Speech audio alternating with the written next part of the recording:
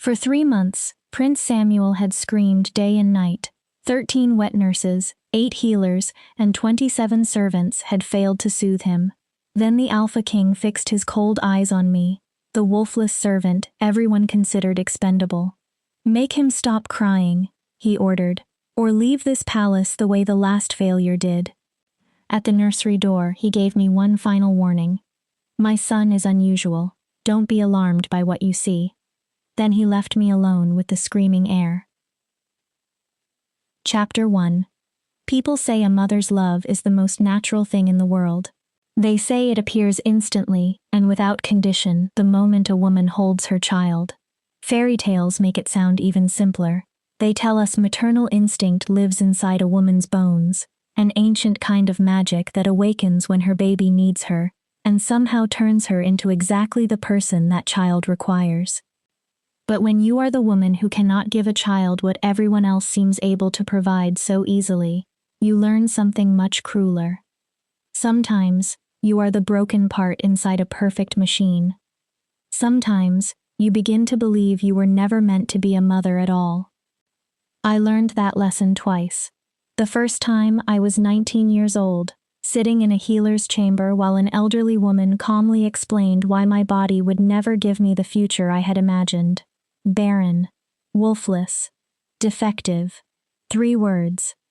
3 simple words that cut away every dream I had ever allowed myself to have. The second time came 4 years later.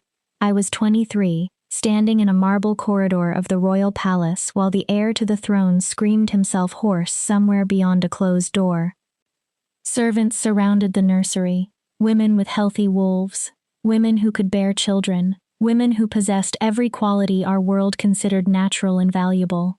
Yet none of them could do the simplest thing. They could not make a crying child stop. That second lesson was different. It made me wonder whether being broken in every way the world despised might somehow make me exactly right for someone who needed those particular broken pieces. But before I understood any of that, I was simply Rena, the wolfless daughter of a family already drowning in shame and debt. The marketplace smelled of spoiled vegetables, dust, and desperation. I kept my head lowered as I followed 3 steps behind my father and my sister, Lissa, counting the stones beneath my shoes while we walked. Keeping a distance had become habit. If I stayed quiet enough and invisible enough, perhaps people would forget that my family carried a defect. "Rena, straighten your back," my father hissed without looking at me. "You make us look poor." I lifted my shoulders. It changed nothing. Everyone in Crescent Valley Pack already knew our situation. Once, my family had been respectable. Now we survived by clinging to the edge of that old reputation, dragged steadily downward by debt, bad harvests, and the daughter who had never shifted. Lissa walked proudly beside our father. Her honey-colored hair caught the afternoon sun, and even without looking directly at her, I knew people were watching. Lissa had shifted for the first time when she was 13, exactly when a healthy wolf should. Her wolf was silver, with beautiful amber eyes. My mother had cried from relief. I had smiled. I had congratulated my sister. Then I had gone alone to my bedroom, stared at the ceiling until morning, and waited for something inside me to awaken. Nothing ever did. 10 years had passed since then. I was 23 now. Still no wolf, still no shift, and according to everyone who mattered, no future. "There he is," Father muttered. His shoulders stiffened. "Remember, let me speak." Ahead of us, beneath the awning outside the tax collector's office, stood Beta Cornelius. He was broad through the shoulders, with iron-gray hair and a hard face that looked as though it had forgotten how to smile many years ago. Officially, he collected taxes for the royal family.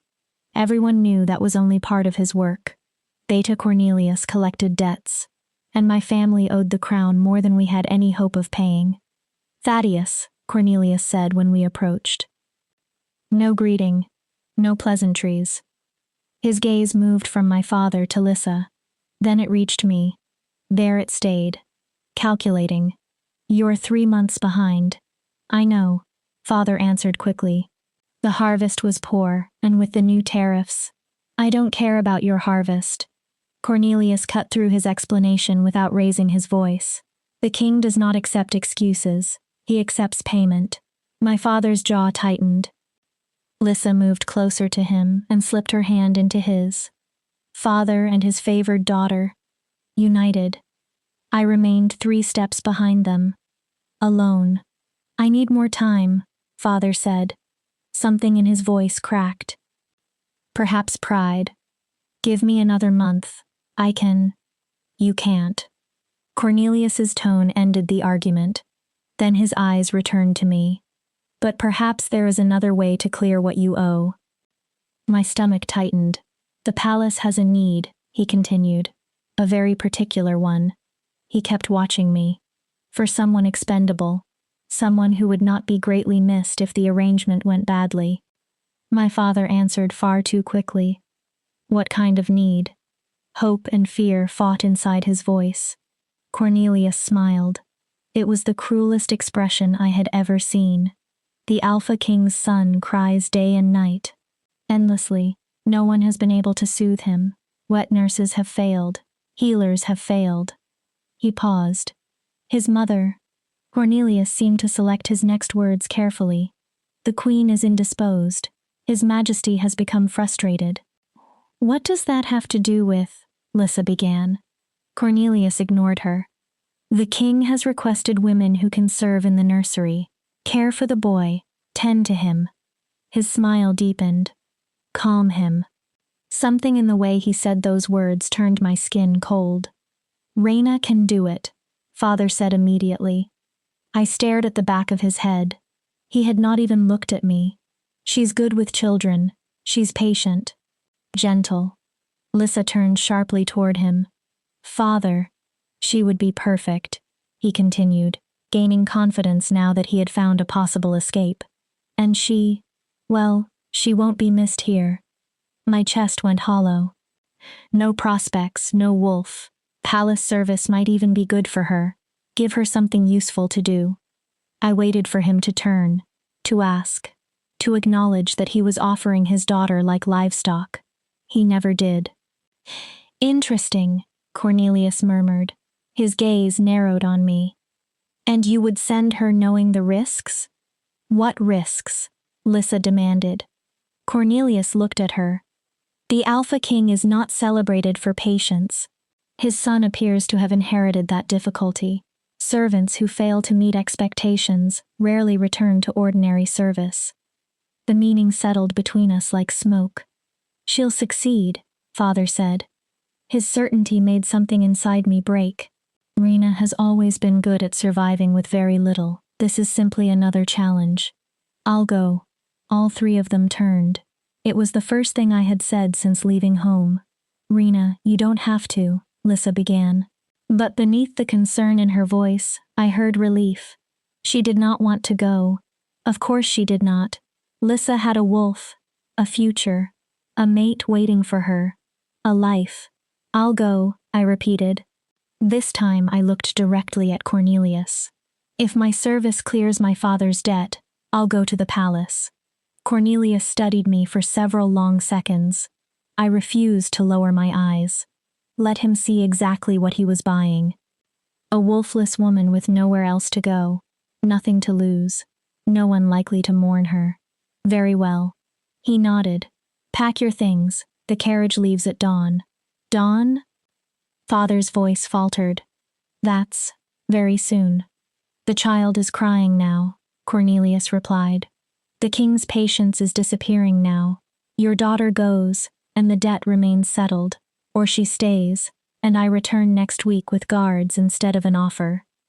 Father nodded immediately. Yes, of course. Reina will be ready. Cornelius handed him a piece of paper. Paid in full, contingent upon her service. If she runs or fails to report, the full debt returns with interest. Then he looked at me once more. The palace is beautiful, girl. Marble columns, golden chandeliers, gardens that bloom through every season. His smile turned cold again. Do not mistake beauty for kindness. The Alpha King did not build his throne on kindness. He walked away. His boots struck the cobblestones with crisp, steady clicks. For several moments, none of us moved. Then Father finally turned toward me. Finally looked at me. "You're doing the right thing." I waited. "For the family," he added. "Not for you. For the family." "I know," I said quietly. Lissa touched my arm. "Reina, I'm sorry. If there were another way." "There isn't." I stopped her gently. "It's fine." It was not fine. But it was true. And truth was the only thing I still owned. We walked home without speaking. I packed everything I possessed into one small trunk. 3 dresses, a hairbrush, and the book of folk tales my mother had given me before she died.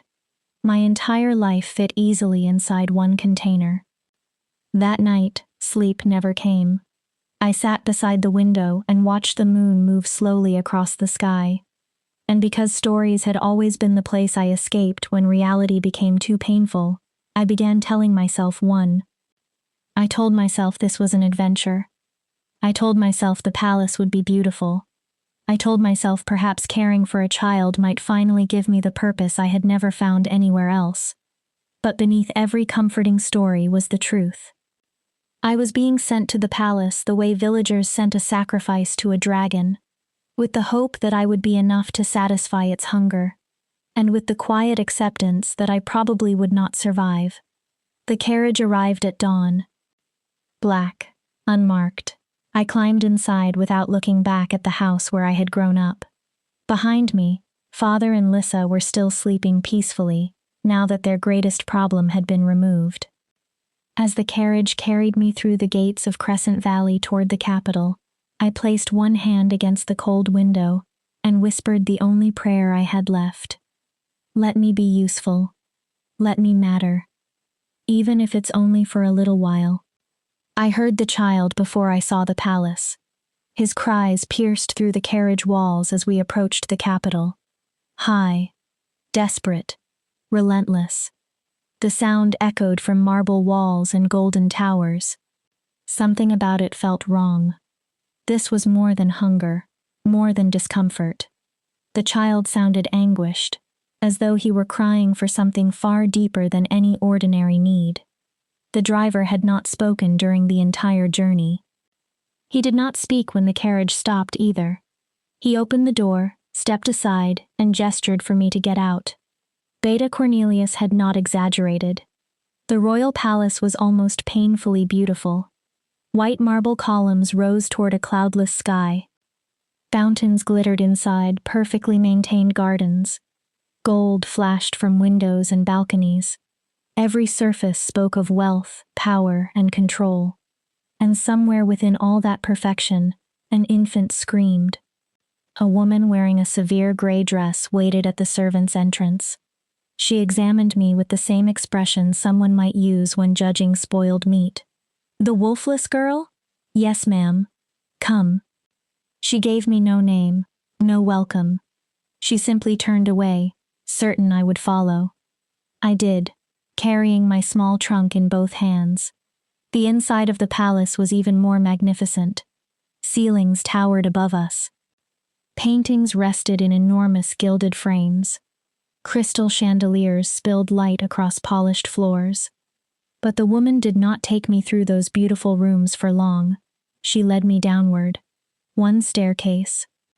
Then another. Then another. The passages became narrower as we descended beneath the palace. Eventually the marble disappeared. Plain stone replaced it. Crystal chandeliers gave way to simple lamps. The palace's beauty had been stripped away. Down here, only the bones remained. "You'll sleep here." The woman opened a small door. Inside was a narrow cot and a wash basin.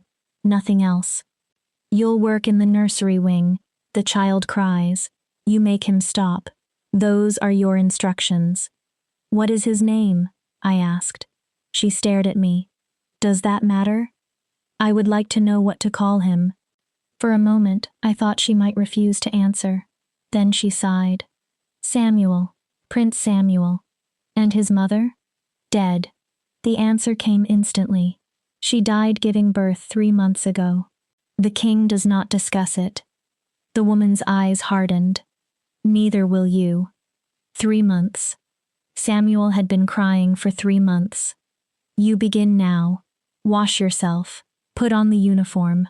Report to the nursery wing in 15 minutes. She left before I could respond. The door closed behind her. I stood alone in that tiny stone room, still gripping my trunk while Prince Samuel's cries reached me through the walls. Then I set my things down.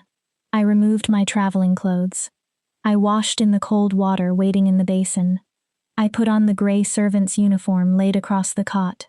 I braided my hair tightly against my head. And then I went upstairs to meet the child who would change everything. Chapter 2. The Beast in the Nursery. The nursery wing was chaos dressed in silk and gold. Samuel's screams reached me before I turned the final corner. They were even worse up close. Wave after wave of raw distress. But the crying was not the only sound. Servants whispered sharply at one another. Feet hurried across polished floors. Someone was pleading. Someone else was crying. The woman in gray led me down a long corridor filled with portraits of stern royal ancestors. Their painted eyes seemed to follow me as I passed. At the far end stood 2 enormous oak doors, both open. Shadows moved rapidly beyond them. Wait here, the woman ordered. She disappeared inside. I remained alone in the corridor with the portraits and the sound of Prince Samuel's screaming.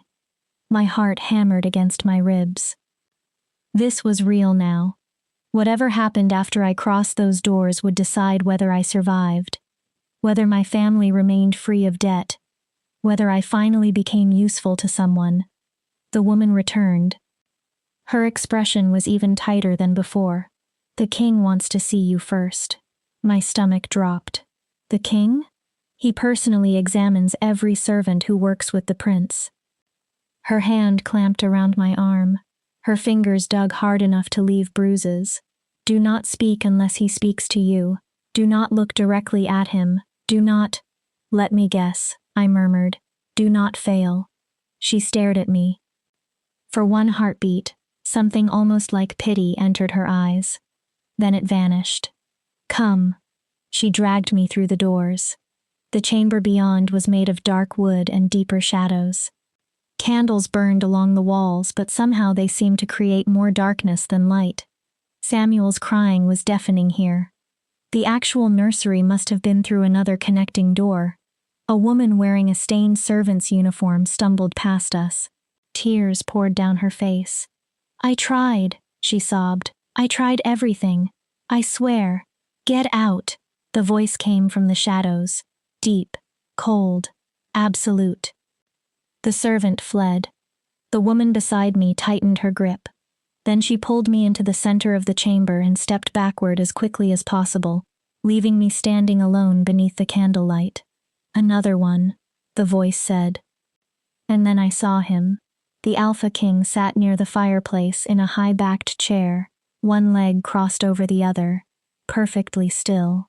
He was younger than I had expected, perhaps 30. Dark hair, dark eyes, a face that might have been handsome if it contained even a trace of warmth. It did not. Power surrounded him the way heat surrounds a forge, except his power felt cold. When his eyes settled on me, they were empty, wolfless. Not a question, a judgment, expendable. I remained silent. Neither statement required an answer. The king rose. In that moment, I understood why an entire kingdom feared him. He was not especially large. He did not need to be. He moved like a predator. Every step controlled, every motion graceful. Violence seemed to live inside him, restrained only because he chose not to release it. He circled me slowly. My son has been crying for 3 months. His voice remained flat. 13 wet nurses, 8 healers, 27 servants, all failed. He stopped before me. Most lasted less than a week before begging to be removed from service. He came closer. I smelled leather, smoke, and something darker that belonged only to him. The last woman lasted 4 hours before she lost control and shook him. His voice dropped. I removed her myself. I understood what he meant. Removed did not mean reassigned. My patience is finished. My son needs someone who can calm him. I do not care whether you sing, tell stories, or use whatever talents a wolfless woman might possess. His eyes hardened. But you will stop his crying, or you will leave this palace the same way the last failure did. Finally, something I could answer. I understand, Your Majesty. Do you?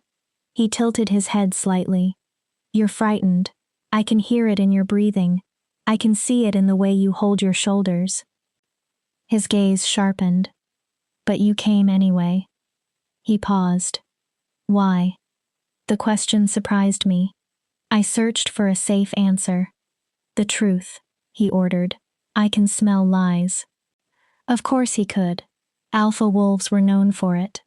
My family owed the crown money, I answered. My service clears their debt. I swallowed. I came because I had nowhere else to go, and nothing else worth offering. Something moved behind his empty eyes. Not kindness. Perhaps recognition. At least you're honest. He stepped back. That already places you above most people in this palace. He gestured toward the connecting door. The nursery is there. My son is in the cradle near the window. Do whatever you believe is necessary. He started walking away. I'll return in 1 hour. An hour? The question escaped before I could stop it. He glanced at me. To determine whether you succeeded. Then his eyes cooled. And to see whether you're still alive. He continued toward the main doors. At the threshold, he stopped without turning. One more thing. My hand tightened at my side. My son is unusual. Do not be alarmed by what you see. A colder warning followed. And do not run. Runners never make it past my guards. Then he disappeared. The doors shut behind him with the final sound of a coffin closing. I stood alone. The woman in gray had vanished too. No one was coming to help me. Samuel's cries pulled at something deep inside my chest. I crossed the room, placed my hand on the nursery door, took one breath, then opened it. The nursery was beautiful enough to hurt. A large dark wood cradle stood beneath an arched window draped in luxurious fabric. Wooden horses, stuffed bears, and silk balls lay across a soft carpet. A rocking chair waited beside the fireplace. Samuel had everything a royal child could possibly need, except someone who could hold him without fear. The prince lay inside the cradle, screaming so desperately that it seemed he had forgotten any other way to exist. His face was red, his eyes swollen, his tiny body rigid. I approached slowly. The king had warned me not to be alarmed. Now I understood. Samuel was shifting, not completely. He was only 3 months old, far too young for any proper first transformation, but his body flickered uncontrollably between human and wolf. His tiny fingers suddenly became claws, then changed back. His brown eyes flashed gold. Brown again. Gold. Small ripples of fur moved across his skin before disappearing. Some cries broke into tiny animal growls, only to return to human wails. He was trapped between forms, unable to settle in either. No wonder he screamed. No wonder the others had failed. The child's own body was hurting him. Oh! The word left me as something inside my chest cracked. Oh, you poor little thing. All my life, I had been told I was defective because I could not shift.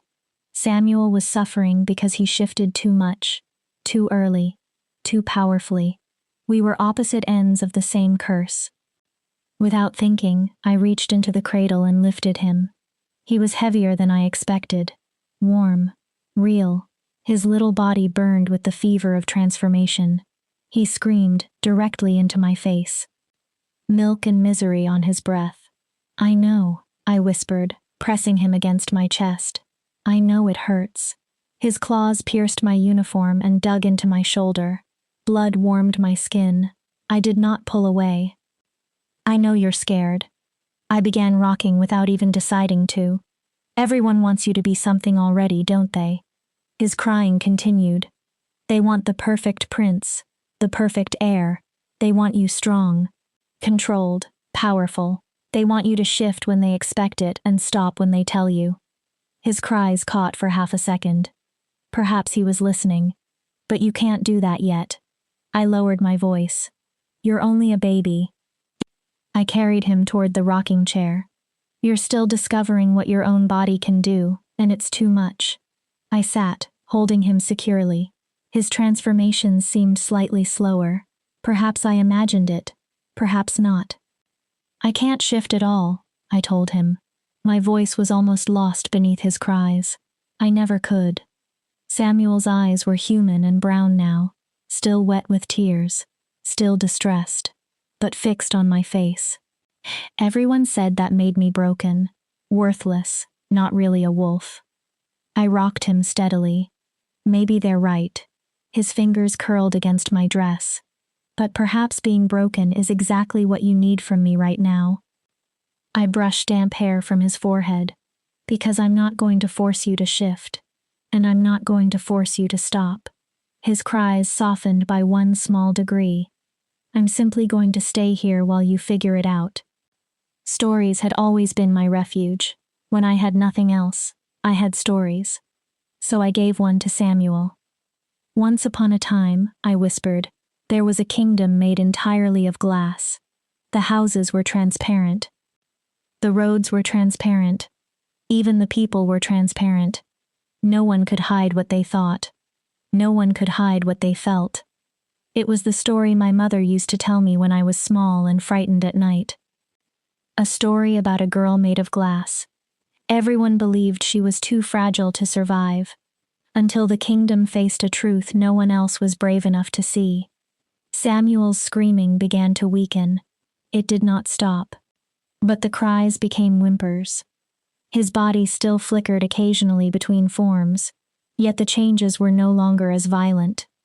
I kept rocking, kept speaking, kept holding him as though he were precious instead of cursed. The glass girl walked through those transparent streets, I told him, and she saw all the lies people told themselves. She saw a king who pretended to be fearless when inside he was terrified. She saw warriors pretending to be unbreakable when they were wounded. I hesitated. She even saw mothers who pretended to love their children while secretly wishing those children had never been born. My voice tightened. For a moment, I thought of my father. Then I continued. And do you know what the glass girl did? Samuel watched me.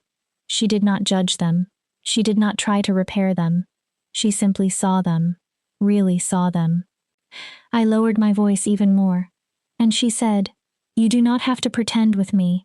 I am too broken to judge anyone. Samuel stopped crying. Completely. I stared down at him. Wide brown eyes stared back, fully human. One tiny hand closed around my finger with startling strength. His skin was still warm, but no longer burning. The shifting had stopped.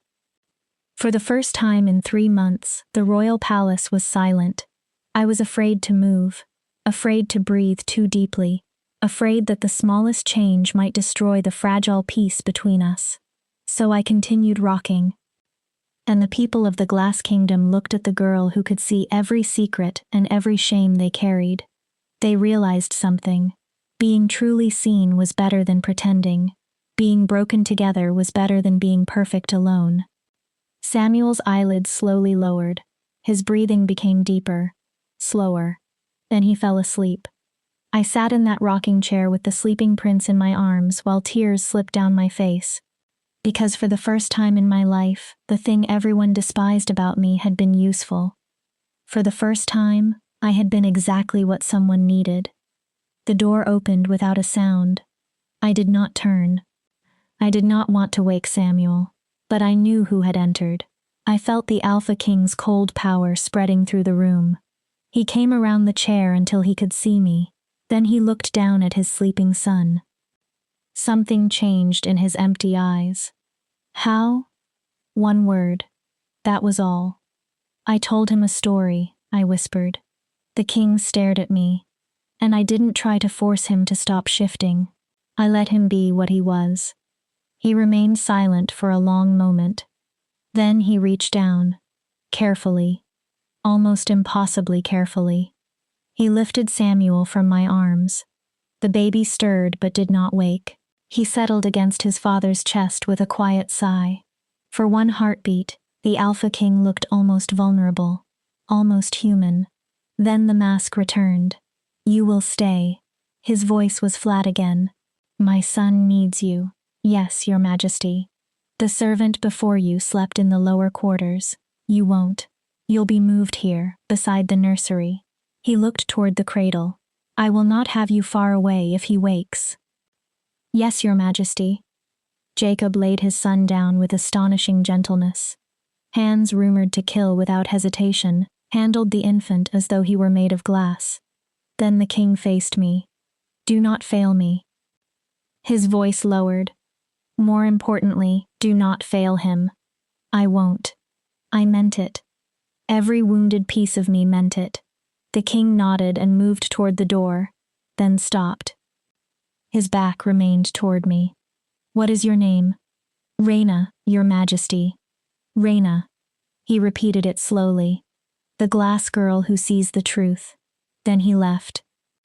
I remained in the nursery beside the sleeping prince, understanding that in 1 hour I had somehow made myself necessary to the most dangerous man in the kingdom. I should have been terrified. Instead, purpose burned in my chest like a candle finally lit after years of darkness. I mattered. At least for now. I mattered. Chapter 3. Survival through communication. They moved me into a room beside the nursery that same night. It was still small, but compared with the servant's cell downstairs, it felt almost luxurious. There was a real bed, a window overlooking the palace gardens, a proper wardrobe filled with gray uniforms. It was still a cage. Only now the cage was gilded. I did not sleep. Every time I closed my eyes, I saw Samuel's face. Those brown eyes. The trust in them.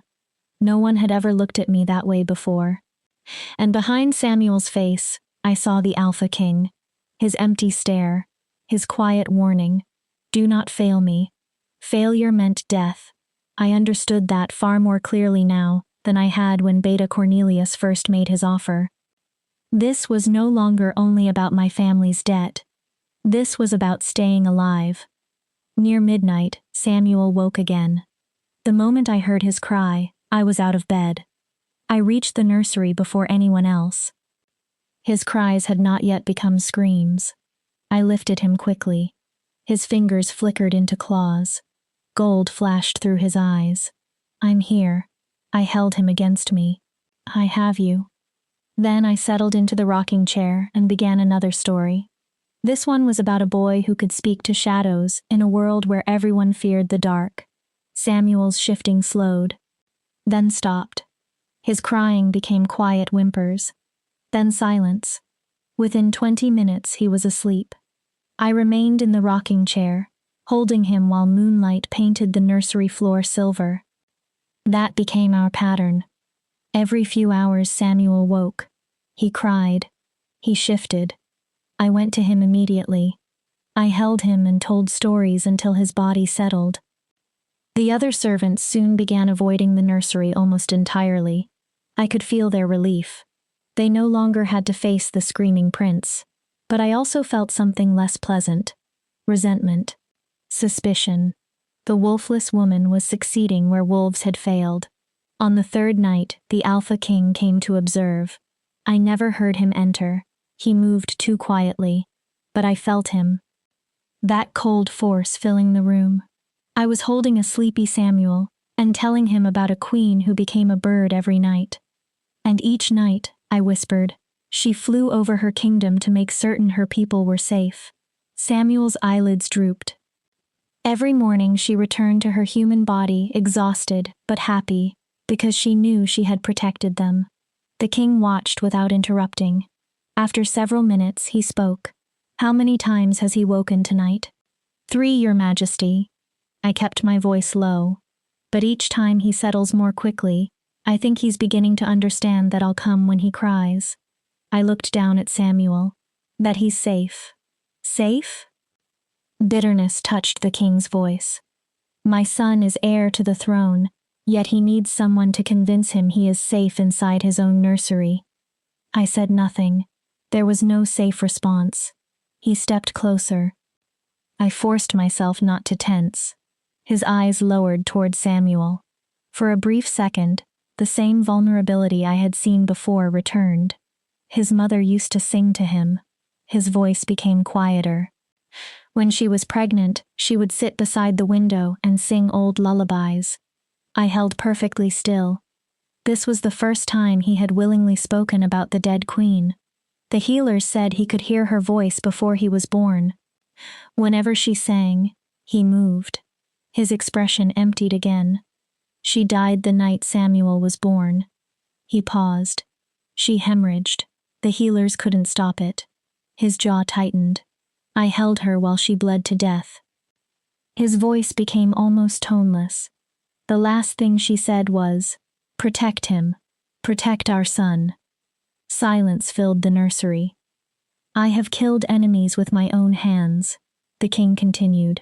I have conquered territory. I have destroyed rebellions. His eyes stayed on Samuel, but I could not protect her. The confession seemed to cost him something. And I cannot even comfort my own child. The words remained between us. Raw. Terrible. Perhaps comfort isn't something strength can force, I said softly. His eyes snapped toward mine. I nearly stopped. But then I continued. Perhaps Samuel doesn't need someone strong right now. What does he need? Someone broken enough to understand him. The danger in the king's face returned instantly. Careful, servant. His voice chilled. You're useful. Do not mistake that for being irreplaceable. I lowered my eyes. My apologies, Your Majesty. But he did not leave. He remained beside the chair, watching his son. Then, so quietly I almost missed the word, he said, "Teach me." I looked up. Your Majesty? Teach me how to calm him. The words sounded painful for him to say. I'm his father. His voice roughened. I should be able to. He stopped. But I understood. The Alpha King could terrify thousands of wolves with a look. Yet he could not soothe his own baby. And that failure was destroying him. It isn't really a technique, I said carefully. Then what is it? Presence. He frowned. Being there without expecting anything from him. I searched for safer words. When Samuel begins shifting, he's overwhelmed. His wolf is too powerful and too close to the surface for someone his age. I glanced at the sleeping baby. Every person who came before me focused on stopping him. Stopping the crying, stopping the shifting, stopping the behavior they considered difficult. But Samuel can't stop. He doesn't know how. The king listened without moving, so I don't ask him to. I adjusted the blanket over Samuel. I hold him. I give him something else to listen to, something besides the pain and fear. And when he shifts, I don't pull away. I don't stiffen. I don't become frightened. I stay. Stories, the king said slowly. You soothe the heir to the throne with children's stories. Yes, Your Majesty. He considered that, then said, Tell me one. I blinked. Pardon? Tell me a story. It was a command now. I want to understand what my son hears. Refusing would have been dangerous. So I began. Once upon a time, there was a king made of stone. The Alpha King's expression did not change. He was the strongest king in all the realms. No weapon could hurt him. No enemy could break him. But his strength had a price. The stone spread slowly through his body year after year. I watched Jacob carefully. Until one day, it reached his heart. His jaw tightened. Still, he said nothing. The Stone King ruled with justice, but without mercy. He protected his people, but never allowed himself to love them. And when his wife died giving birth to their son, The stone finally closed completely around his heart. I paused. He believed he would never feel anything again. Something moved inside the king's eyes. But then something unexpected happened. Samuel stirred lightly against me. The Stone King's son was born with wild magic, powerful magic, uncontrolled magic. Every time it emerged, it hurt the baby. I lowered my voice. And the king, who believed nothing could hurt him anymore, discovered that watching his child suffer was the one thing capable of cracking stone. Jacob stood completely still. So the king had a choice. He could seal those cracks, become harder, stronger, more impossible to reach, or he could let the cracks widen. He could let himself break open, let himself feel again. Even though feeling meant pain, even though softness meant vulnerability, even though love might be the most dangerous magic of all. I stopped. The story hung unfinished. Jacob stared at me, then turned toward the door. Your Majesty? He stopped but did not look back. Which choice did he make? The Stone King. Did he let himself break? You're the storyteller. His voice became cold again. You tell me. Then he left. I remained in the rocking chair, staring at the closed door. Perhaps I had just earned my own execution by telling the Alpha King a story clearly about himself. But 3 hours later, when Samuel cried again, Jacob returned. He appeared in the doorway as I lifted the baby. Then he asked something I never expected. May I? I nearly dropped Samuel. Of course, Your Majesty. Jacob came forward and extended his arms. I transferred Samuel carefully into his father's hold. For the first time, Jacob did not look angry or frustrated while holding him. Samuel whimpered. His fingers started to change. Jacob's muscles immediately tightened, the instinct to control, to force. Don't fight it, I whispered. His eyes met mine. Just hold him. Show him you aren't afraid. Something stripped raw appeared in Jacob's expression. Fear, grief, love so painful he had hidden it beneath cruelty. Then he looked down at his child. Your mother had a voice like honey and sunlight, he said quietly. Samuel whimpered again. She sang constantly. A faint shadow of memory moved over Jacob's face. It drove my advisors mad. They told her a queen should be dignified and reserved. His mouth almost curved. She told them dignity was for people too frightened to be happy. Samuel's shifting slowed. She wanted to name you after her father. Jacob adjusted the child in his arms. I insisted on Samuel. It means guardian spirit. I thought that suited an heir. His voice roughened. She laughed at me. She said you would probably spend your life protecting everyone else's spirit and forget your own. Samuel looked up. Completely human now. She said you would have her heart. Jacob swallowed. Soft. And far too large for your chest. The shifting stopped. Samuel stared at his father. She was right, Jacob whispered. You have her eyes when you're human. Her spirit when your wolf comes. His expression tightened. You are everything good about her. Everything I failed to protect. I held my breath. The Stone King was breaking. But I can protect you. His voice became stronger. I can keep you safe. I will find people who can help you understand your wolf. People who will teach you strength without teaching you hardness. People who know that breaking open is not the same as breaking apart. His eyes flicked toward me. Acknowledgement. And perhaps warning. Samuel yawned. Then nestled against his father. Within minutes he slept. Jacob stood holding him for a long time. Barely moving. Barely breathing. Then he carried Samuel to the cradle and laid him down. When he faced me again, the king's mask had returned, but something beneath it had changed. I want you to continue caring for him. Yes, Your Majesty. I'll come every night. He paused. I want to learn. Yes, Your Majesty. He reached the door, then stopped. Reina. Your Majesty? The Stone King. His voice was low. I think he chose to break. I said nothing. Jacob continued. Because existing without feeling anything is not really living. He looked toward Samuel, and his son deserved a father who was alive. Then he left. I stood alone beside the sleeping prince, suddenly aware that the most feared man in the kingdom had trusted me with something more dangerous than any military secret. His capacity to love, his capacity to break. Over the following weeks, we formed a routine. Jacob came to the nursery every night, usually near midnight. After the third night, a second rocking chair appeared beside mine. No one explained who had ordered it. No explanation was necessary. I taught Jacob how to recognize the warning signs before Samuel began shifting, how to hold him, how to keep his own body relaxed, how to tell stories. He was terrible at that last part. His first attempts sounded more like military briefings than bedtime tales. Every hero developed battle formations. Every enchanted forest somehow contained territorial strategy. Every wolf prince learned supply management. But slowly, Jacob changed.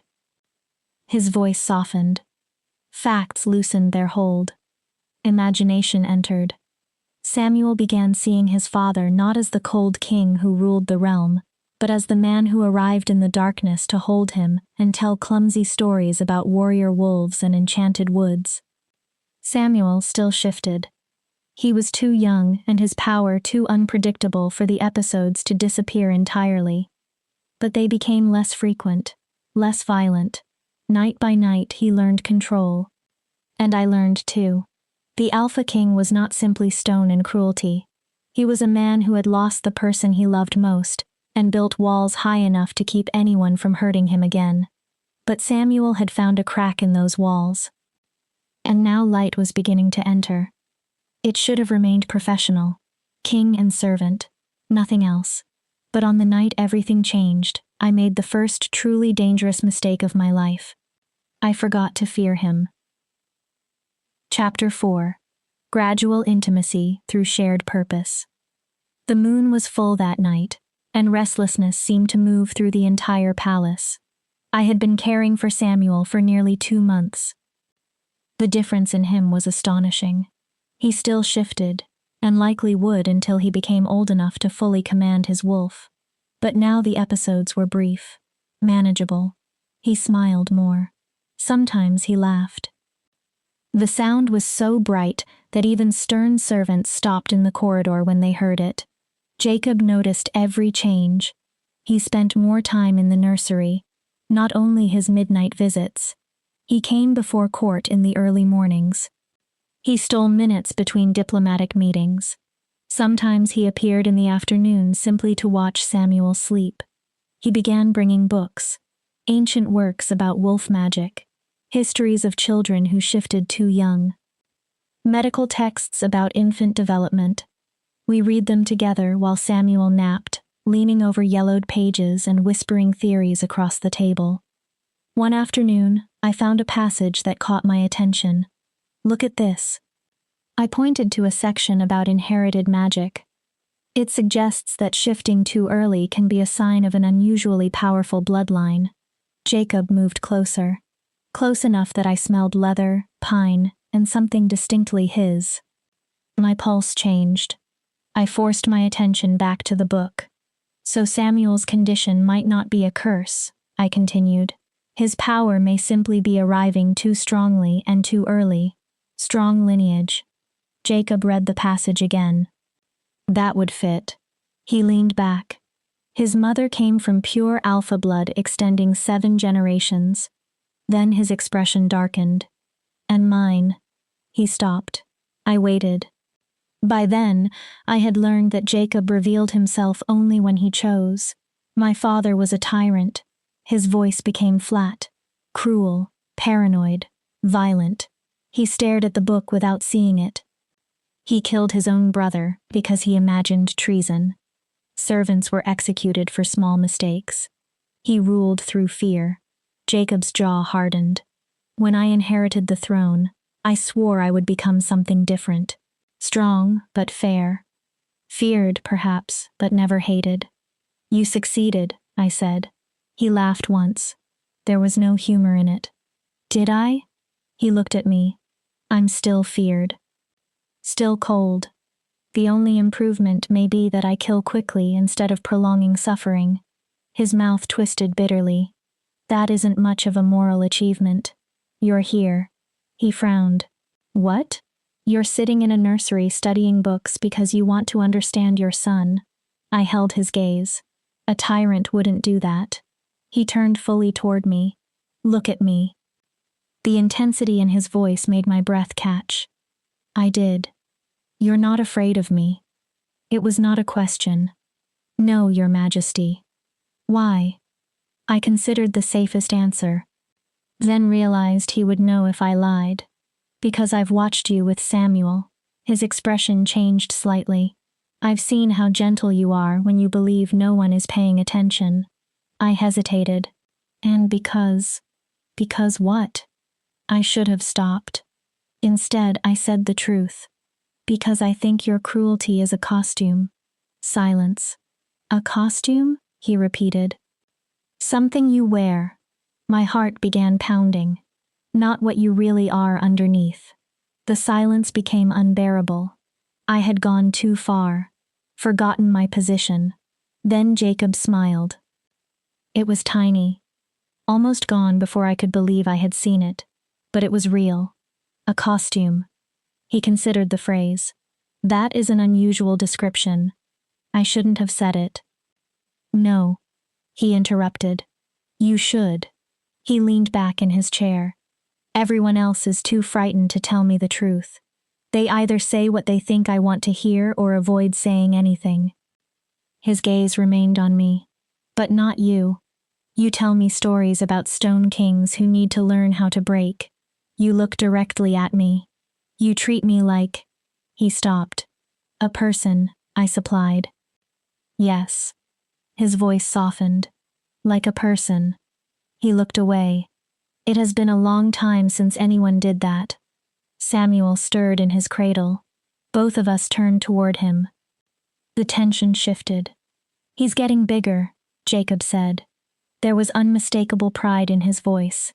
Stronger because of you. Because of us. He looked back. You've come every night. You've learned. You've tried. I smiled faintly. That matters more than you realize. Does it? His expression became serious. Some nights I wonder whether Samuel might be better if I left his care entirely to you. If my presence does more damage than good. That isn't true. How do you know? Because he reaches for you. I answered without hesitation. When you enter the room, his whole face changes. He knows you're his father. He loves you. I paused. Even when you don't know how to love yourself. Jacob stared at me, then stood abruptly. Walk with me. Your Majesty? That was not a request. Samuel remained asleep. The night servants can watch him for 1 hour. He headed toward the door. Walk with me, Rena. I followed. Partly because he was the king. Partly because I wanted to. We moved through corridors I had never entered. Past servants' passages. Past public halls. Up staircases that became narrower and more winding. Finally, Jacob opened a door onto a rooftop terrace. The view stole my breath. The Capitol stretched below us. Thousands of lights glittered in the darkness. The moon hung enormous and silver over the city. Wind loosened strands of my hair. The scent of flowers rose from gardens far beneath us. I come here when I can't sleep, Jacob said. He walked toward the railing. When the crown becomes too heavy. When the memories become too loud. I joined him, keeping a respectful distance. It's beautiful. It's lonely. He looked over the city. 1,000,000 lives around you. And still completely alone. His eyes moved toward me. You understand that? I did. Being wolfless means always standing outside the pack. I looked at the moon. You can live among them. Hear them. Watch them. But you're never completely one of them. Does that separation hurt? I almost lied. Then remembered who I was speaking to. Every day. My voice became quieter. It hurts every single day. Watching Lissa shift for the first time. Seeing the pride in my father's face and knowing he would never look at me that way. Hearing the pack run together at night and knowing I would never join them. I swallowed. Yes. It hurts. But you survived. I survived. I stared down at the city. I'm just not certain surviving and living are the same thing. Jacob turned fully toward me. That again. What? Existing is not living. His eyes held mine. You said the Stone King had to break open, or spend the rest of his life merely going through the motions. Yes. So how does someone choose to live? The question was sincere. How does someone break open when everything inside him is telling him to stay protected? I looked at the man standing before me. Powerful. Dangerous. Wounded. A king who controlled a realm and still did not know how to let himself feel. You find something that matters more than your fear. His eyes sharpened. Something worth breaking for. Something shifted between us. Electric. Dangerous. Completely forbidden. Like what? His voice lowered. Like a child who needs you. I took a careful breath. A son who deserves a father who is whole, not pieces held together by duty. Jacob stepped closer. I should have moved back. I should have remembered who he was. Remembered what happened to servants who crossed lines. But I remained where I was. What if it isn't only the child? His voice became very quiet. What if there is something else worth breaking for? My heart slammed against my ribs. Your Majesty, Jacob. I froze. My name is Jacob. His eyes never left mine. When we are alone, when there is no court and no crown, I want you to use it. That isn't appropriate. I don't care. He raised one hand. For a moment, I thought he would touch my cheek. He stopped just before his fingers reached me. For 2 months, you have treated me as a man instead of a king. You tell stories that see through every defense I have. You showed me how to be gentle when I thought I had forgotten. His voice roughened. And now I go to the nursery for more than Samuel. My breathing stopped. I go there because you are there. You're grieving. I grasped desperately for something solid. You lost your wife. I'm convenient. Someone close. Someone who cannot reject you. Cannot leave. Stop. His voice sharpened, then softened. Just stop, Rena. I know grief. His eyes held mine, and I know this is not grief. Whatever this is, it can't become anything. My voice shook despite my effort to control it. I'm a servant. Wolfless. Nothing. You're the Alpha King. This cannot. Why? He challenged the word immediately. Because people will talk? Because the court will disapprove? I am the king. I create the rules. No. He waited. Because I'm not her. Understanding changed his expression. I'm not the queen you lost. I cannot replace what she gave you. And I will not become someone's shadow because you are trying to fill an empty space with another woman. For a moment he looked surprised. Then something like respect entered his eyes. You're right. He lowered his hand. You are nothing like her. His voice softened with memory. She was sunlight. Laughter. Everything bright. Then he looked directly at me. You are shadows. Stories. And the person who sees truths everyone else avoids. He stepped no farther away. I do not want you to become her. I want you to remain yourself. Why? The question escaped before I could stop it. Because you understand broken things. His answer came without hesitation. You don't try to repair me. You don't ask me to become easier to love. You see me, the actual man beneath the crown and the cruelty. His gaze searched mine, and you aren't afraid of what you find. I should have said something sensible. Something that ended this. Instead, I asked, what do you see when you look at me? Jacob smiled. That rare, genuine expression transformed his entire face. I see a woman who tells stories to screaming babies and cracks stone with honesty. I see someone who believes her brokenness makes her worthless. His voice became softer, when in truth, it has made her one of the strongest people I have ever known. I could not speak. And I see someone who does not realize that every night I have been arriving at the nursery earlier. Why? Because I wanted a few more minutes to speak with you before Samuel woke. My breath caught. Jacob. The terrace door crashed open. We both turned. A guard stood in the doorway, pale and breathing hard. Your Majesty. Jacob became the king again instantly. What happened? The prince. The guard swallowed. He's shifting uncontrollably. Every thought vanished from my mind. The servants can't soothe him. The guard's eyes moved toward me. He keeps asking for what? The glass girl. We ran. Down the twisting staircase. Through the palace corridors. The words Jacob had spoken on the terrace chased me, but none of them mattered when Samuel's screams reached us. We burst into the nursery. Samuel lay in his cradle. His body was changing so rapidly it looked almost like a seizure. Skin, fur, skin, claws, fingers. Claws again. His little body twisted with pain. 3 servants stood helplessly nearby. I pushed past them, lifted Samuel. The instant he touched me, the violence of the shifting lessened. Not stopped, but eased. I have you. His claws pierced my shoulders. I held tighter. I'm here, sweet boy. Jacob came beside us. He laid one hand gently on Samuel's head. We're both here, son. His voice joined mine. You're safe. You're loved. Slowly, Samuel's shifting steadied.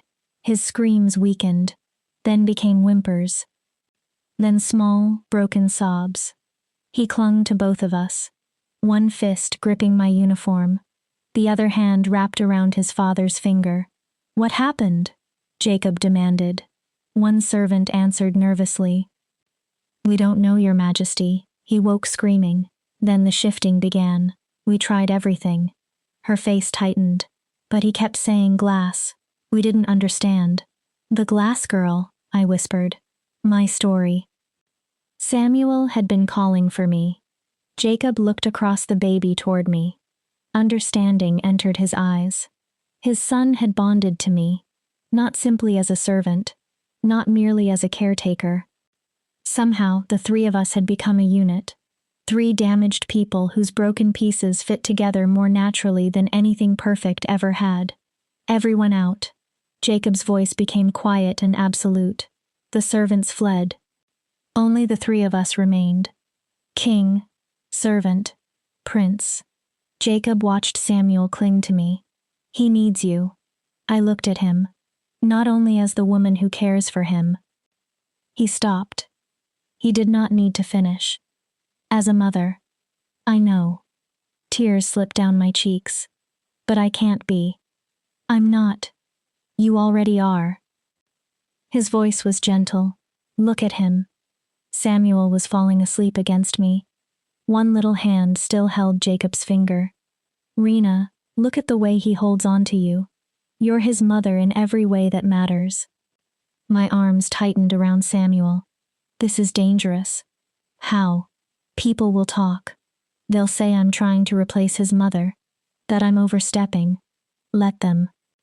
Jacob's answer was fierce. My son needs you. He stepped closer. I need you. His voice lowered. And I'm tired of pretending duty and propriety matter more than the people I love. Love. The word hung between us. Heavy, terrifying, real. Don't. My voice almost disappeared.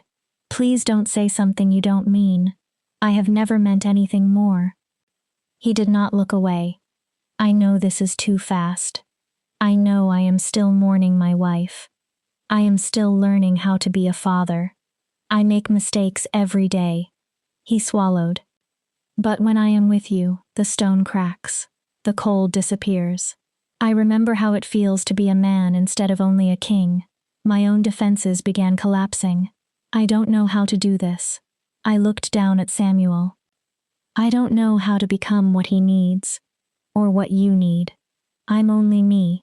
Broken, wolfless, perfect, Jacob finished. I looked at him. You are exactly what we need. There, in a nursery lit by candles, with a sleeping prince in my arms, and a king looking at me as though I were precious instead of disposable, I allowed myself one impossible moment of belief. I think, my voice trembled, I think I'm falling in love with you too. Jacob smiled. It was like sunrise entering darkness. Then fall. His voice was soft. I'll catch you. For the first time in my life, I believed someone might actually mean those words. Chapter 5. Emotional Breakthrough. The weeks after that confession were the happiest weeks I had ever known, and happiness frightened me more than almost anything. I had learned early that happiness was dangerous.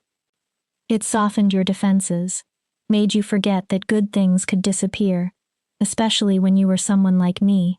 Still, I let myself enter it. Jacob did not announce anything to the court.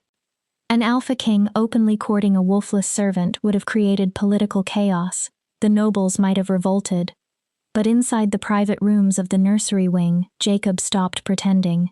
His touches were small. Yet each one felt enormous. A hand against my lower back while guiding me toward the rocking chair. His fingers brushing mine when we passed Samuel between us. Once, while I told a particularly sad story, my voice cracked. Jacob reached across the space between us and wiped one tear from my cheek with his thumb. The gentleness hurt more than cruelty ever had. Our stories changed too. They were no longer simply a way to calm Samuel. They became conversations between Jacob and me, messages hidden inside fairy tales. I told a story about a warrior learning to put down his sword. Jacob added that the warrior's scars eventually became maps leading him home. He began a tale about a king who built walls around himself. I finished it with a vine that kept growing until its roots cracked through stone. Night after night, we created our own mythology. Then Jacob gave me a gift. One morning, I woke to find a small iron key beside my bed. No jewels, no decoration, only a note written in Jacob's precise hand. For when words are not enough, I knew enough about the palace by then to recognize the key. It belonged to the royal library, a vast chamber beneath the throne room holding thousands of books gathered throughout the kingdom's history. Nobles could enter, scholars could enter, servants absolutely could not. That night, after Samuel fell asleep and the palace became quiet, I slipped through the empty corridors. I unlocked the library. The room took my breath away. Shelves climbed from floor to vaulted ceiling. Constellations had been painted high overhead. Rolling ladders ran along tracks beside the tallest shelves. Small reading alcoves held cushioned chairs. Candles already burned on the tables, as though someone had known I would come. Then I saw the books arranged across the central table. Dozens. Every one about wolves, magic, shifting, rare cases, late transformations. People who had developed wolves in their 20s, their 30s, even their 40s. Hope and terror collided inside me. I had the scholars gather everything. Jacob's voice came from behind me. I turned. He leaned against a shelf. Watching. Everything about late manifesting wolves. Different kinds of magic. He hesitated. And the possibility that perhaps you are not broken. I stared at him. Only different. I could not find words. I know this may mean nothing. He left the shelf and approached. You've spent your entire life being told you're wolfless. I don't want to give you false hope. He looked toward the books. But Rena, you calm Samuel when wolves far more experienced than you cannot. You understand his magic in ways healers don't. What if there is a reason? He met my eyes. What if your wolf is simply sleeping? Don't. My voice broke. His expression changed. Please, don't do this. Do what? Give me hope. Tears filled my eyes before I could stop them. Hope is cruel. I shook my head. Hope made me stand outside during every full moon for years, waiting, certain that maybe this time I would shift. Hope made me swallow remedies that tasted like poison. It made me endure rituals and healers and promises. And every single time, nothing happened. My breath shook. Hope destroyed me once. I cannot survive it again. Jacob closed the distance. He cupped my face. His thumbs moved gently beneath my eyes. Then don't call it hope. What? Call it curiosity. Research. Investigation. Anything you need. His expression was intense. But you deserve to know the truth about yourself, even if that truth only confirms what you already believe. And if I read every book here, my voice was raw. If I discover I really am defective, if there is no wolf, no hidden magic, nothing, then you are still the woman who saved my son. His answer came fiercely. Still the woman who taught me how to break open without breaking apart. Still the one He stopped, swallowed, then continued. Still exactly who you have always been. A wolf cannot change that. Neither can the absence of one. I wanted to believe him, more than I wanted almost anything. I'm afraid. I know. Jacob rested his forehead against mine. The intimacy stole my breath. But you won't do this alone. We'll read together, research together, and whatever we discover, or fail to discover, we face it together. Why? The question came out broken. Why do you care this much? I'm only a servant. Stop. He pulled back. Stop making yourself smaller. His eyes hardened. You are not only anything. Then his voice softened. You want to know why I care? I nodded. Because for the first time since my wife died, I feel alive. He continued before I could answer. Because Samuel laughs now. And you are the reason. Because when I am beside you, the crown becomes lighter. I stop being His Majesty. I'm simply Jacob. His voice dropped. A man falling in love with a woman whose stories can crack stone. Jacob. And because every time I imagine a future now, he paused. You're in it. You. Samuel. Me. He drew one breath. I know it is politically disastrous. Improper. Perhaps impossible. But that does not make it untrue. I kissed him. I did not think. Did not plan. Did not measure the consequences. I rose onto my toes and pressed my mouth to his. The world narrowed to one point of contact. Jacob went completely still for one heartbeat. Then his arms closed around me. He kissed me back with a hunger that weakened my knees. There was nothing cautious about it, nothing polite. We kissed like two drowning people who had suddenly discovered air. When we finally separated, both of us were breathing hard. Jacob's eyes had gone dark. Raina, I know it's wrong. I spoke quickly. I know we can't. Will you marry me? Everything stopped. I stared. What? Will you marry me? There was no uncertainty in him now. Not immediately. Not publicly. Not yet. He took my hands. But will you promise yourself to me? Let me court you properly. Let me show this kingdom you're not some disposable servant. Let me find a way to make this possible. You've lost your mind. Despite my tears, a laugh nearly escaped. The nobles will never accept me. The court will revolt. My advisors can adapt. His jaw tightened. Or they can find other positions. Jacob, I have spent my entire life doing what was expected, choosing what was politically useful. I married for an alliance. I ruled through calculated distance. I built walls so high that nothing could reach me. His voice became bitter. And in the process, I became exactly what I swore I would never become. My father. Cold. Hard. Alone. His hands trembled faintly around mine. You make me better. You and Samuel. He looked directly at me. You make me want to be a better father. A better man. A better king. Someone who can lead with a heart instead of only strength. He paused. And I know what I'm asking you to risk. Your peace. Your safety. Your anonymity.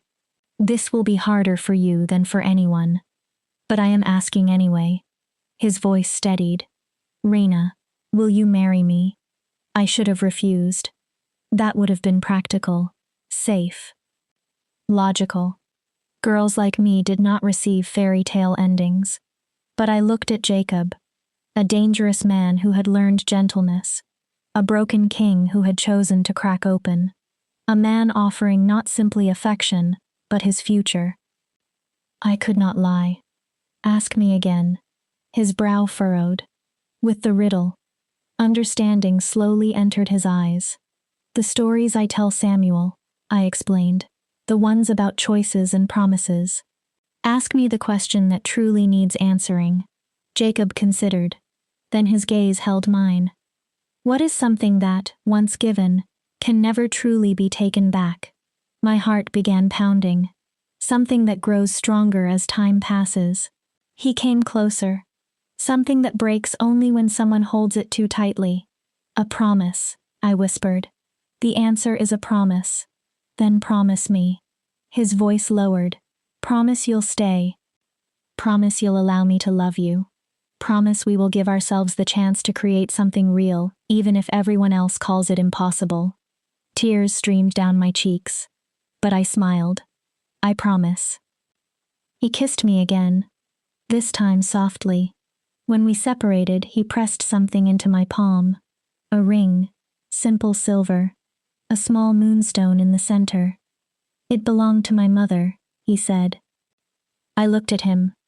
It's the only thing of hers I kept after she died. His fingers closed mine around it. She once told me moonstones meant new beginnings, second chances, finding light inside darkness. He swallowed. I cannot place this on your hand publicly. Not yet, but I want you to have it. So you know this isn't simply a beautiful moment. This is real. I slid the ring onto my finger. It fit perfectly, as though it had been waiting for me. What happens now? Now we become patient. Jacob sounded as though he had been planning this for days. I'll begin bringing you into court functions. Officially, you'll be Samuel's primary caretaker. The nobles will become accustomed to seeing you, to hearing you speak. I'll order a genealogy search. I blinked. A genealogy search? Many minor noble houses have fallen into poverty. He smiled faintly. We'll find some connection, however distant. A respectable bloodline somewhere in your family. It won't make you powerful enough to threaten anyone, but it may give you enough status that when our engagement is eventually announced, it won't seem completely impossible. You've been thinking about this. I've thought of little else for weeks. His smile turned rueful. I am not rushing blindly, Reina.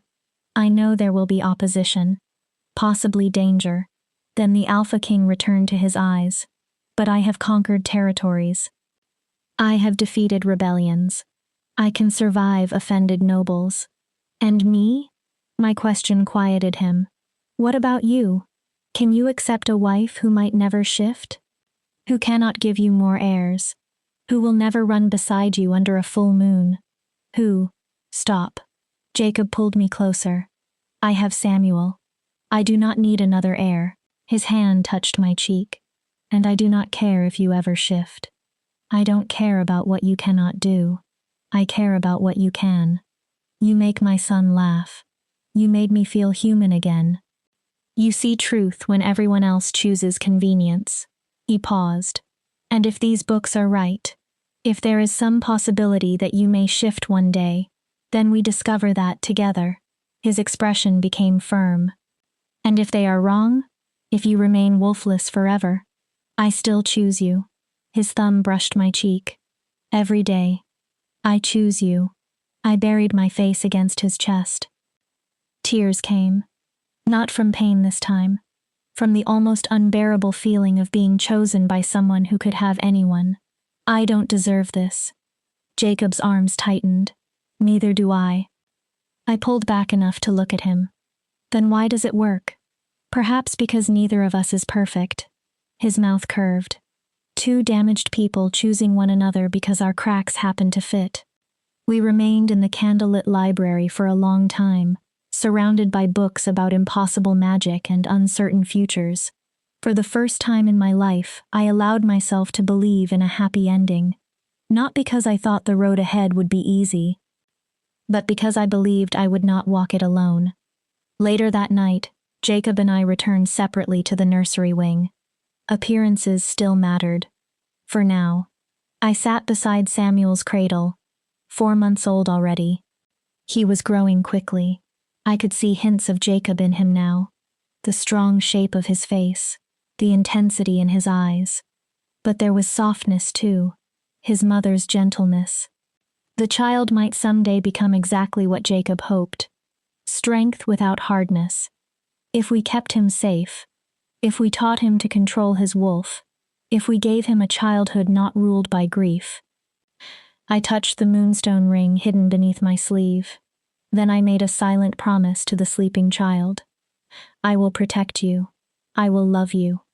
I will become the mother you lost, not to erase her, to honor her, and I will make certain you never believe brokenness is weakness. The nursery door opened. Jacob entered, still dressed in formal court clothes. "Can't sleep?" I whispered. "Didn't want to." He sat in the second rocking chair. "I wanted to be here." He looked from me to Samuel. "With my family." My family. The words settled around me. Warm, terrifying. "Perfect. Tell me a story," Jacob said. I smiled toward Samuel. "He's already asleep." "Not for him." Jacob looked at me. "For me." I thought for a moment. Once upon a time, there was a girl made of glass who believed she was too fragile for the world. Jacob listened. And there was a king made of stone who believed he was too hard to feel. They should never have worked. Glass and stone, softness and strength. But somehow, they met in the darkness. And, Jacob prompted, and they discovered glass could survive pressure. I smiled. And stone could crack enough to let light enter. They learned broken things could still be beautiful, still whole, still enough. How does it end? I looked at the man who had given me his mother's ring. The man who had offered me a future I had never believed possible. "I don't know," I answered honestly. "The story is still being written." "Good." Jacob reached across the space between our chairs and took my hand. "I prefer unfinished stories." "Why?" "More room for possibility." We sat together, hands joined, watching Samuel sleep. Tomorrow would bring court politics, noble opposition, 1,000 problems. But that night, inside that nursery, we were simply 3 wounded souls who had somehow found one another. And for that moment, it was enough. It was everything. Chapter 6. 3 months passed like a dream I was frightened to wake from. Jacob kept every promise he had made. Slowly, carefully, he began placing me in court life. At first, only informal gatherings. I walked with Samuel through the gardens while nobles approached to make polite conversation that was really an examination. They studied my speech, my posture, my clothing, my relationship with the prince. Then Jacob began inviting me to smaller dinners. I sat far from him, but I was visible. Familiarity, he explained, could turn scandal into routine. The genealogy search produced exactly what he had hoped for. Several generations back, my family had a distant connection to House Ashfeld, a minor noble line that had long ago lost nearly everything. It was not impressive, but it existed in the official records. Soon the court began calling me Lady Rena of House Ashfeld. Everyone knew the title was mostly courtesy. Still, it changed how some people looked at me. Some nobles sneered, others cautiously accepted my presence. A few were genuinely kind. Lady Helena was one of them. An older noblewoman whose daughter had also been wolfless and had died young. She quietly took me under her protection. She taught me etiquette, explained which families could be trusted, warned me about those who smiled while sharpening knives. But the greatest changes were still happening in the nursery. Samuel was 7 months old, and the child who had once screamed day and night was almost unrecognizable. His shifting had become controlled. He could remain human for days. When he chose his wolf form, it was playful, deliberate. He would become a small pup, race around the nursery on 4 legs, then shift back and demand to be held. Then one day, he called me Mama. Jacob was in the room. He sat nearby reading reports while Samuel and I played with blocks on the carpet. Samuel looked up, held both arms toward me, and said clearly, "Mama, up." I froze. The word seemed to stop my heart. I turned toward Jacob, waiting for him to correct the child, to remind him that I was not truly his mother. Jacob only smiled. "You heard him." His voice was gentle. "Mama, pick him up." So I did. I lifted Samuel. He wrapped his little arms around my neck. From that moment forward, I was Mama. Not Rena, not caretaker, not glass girl, Mama. I expected guilt. I expected to feel as though I had stolen something from the queen who died giving him life. Instead, the word felt like coming home. Jacob and I still kept our relationship from public declaration. But inside the palace, we no longer pretended. He kissed me goodnight after Samuel slept. Sometimes I fell asleep in his study while he worked. I would wake in my own bed beneath a blanket and find a note explaining that Jacob had carried me there. We spent evenings in the library studying the books about late-shifting wolves. I still showed no sign of transformation, no hidden wolf, no magical awakening. But for the first time, it mattered less. Jacob and Samuel were helping me build a life that had nothing to do with whether I could shift, a life where I was loved as I was. Then, on a clear autumn morning exactly 7 months after I arrived at the palace, that life shattered. Samuel was already awake when I entered the nursery. He lay in his cradle babbling cheerfully. I lifted him, changed him, and dressed him in a little blue outfit Jacob had commissioned. Silver wolves had been embroidered into the fabric. "Let's find Papa." I kissed Samuel's forehead. He promised breakfast with us. Samuel clapped. "Papa." I carried him through familiar corridors toward Jacob's private rooms. We had made that journey many times. The guards knew me. The servants no longer stared. Everything felt ordinary, until I knocked. Jacob opened the door himself. One look at his face stopped me. The warmth was gone. The familiar expression I had learned to love had disappeared. He wore the cold, empty mask from the day we first met. "Your Majesty?" The title came instinctively. "Come inside." His voice was flat. Quickly, I entered. Jacob shut the door. The room felt suddenly formal, distant, as though months of intimacy had never happened. "What is wrong?" I shifted Samuel higher against my hip. "Did something happen? There is something I need to tell you." He interrupted. "Something I should have told you months ago." Fear moved through me. "Jacob, don't." The command struck hard. "Do not use my name." He closed his eyes. "Not now." When he opened them again, pain flickered beneath the cold. "I need you to hear this as my subject, not as..." He stopped. "Not as anything else." My stomach tightened. "What is happening?" Jacob crossed to his desk. He lifted an old yellowed document.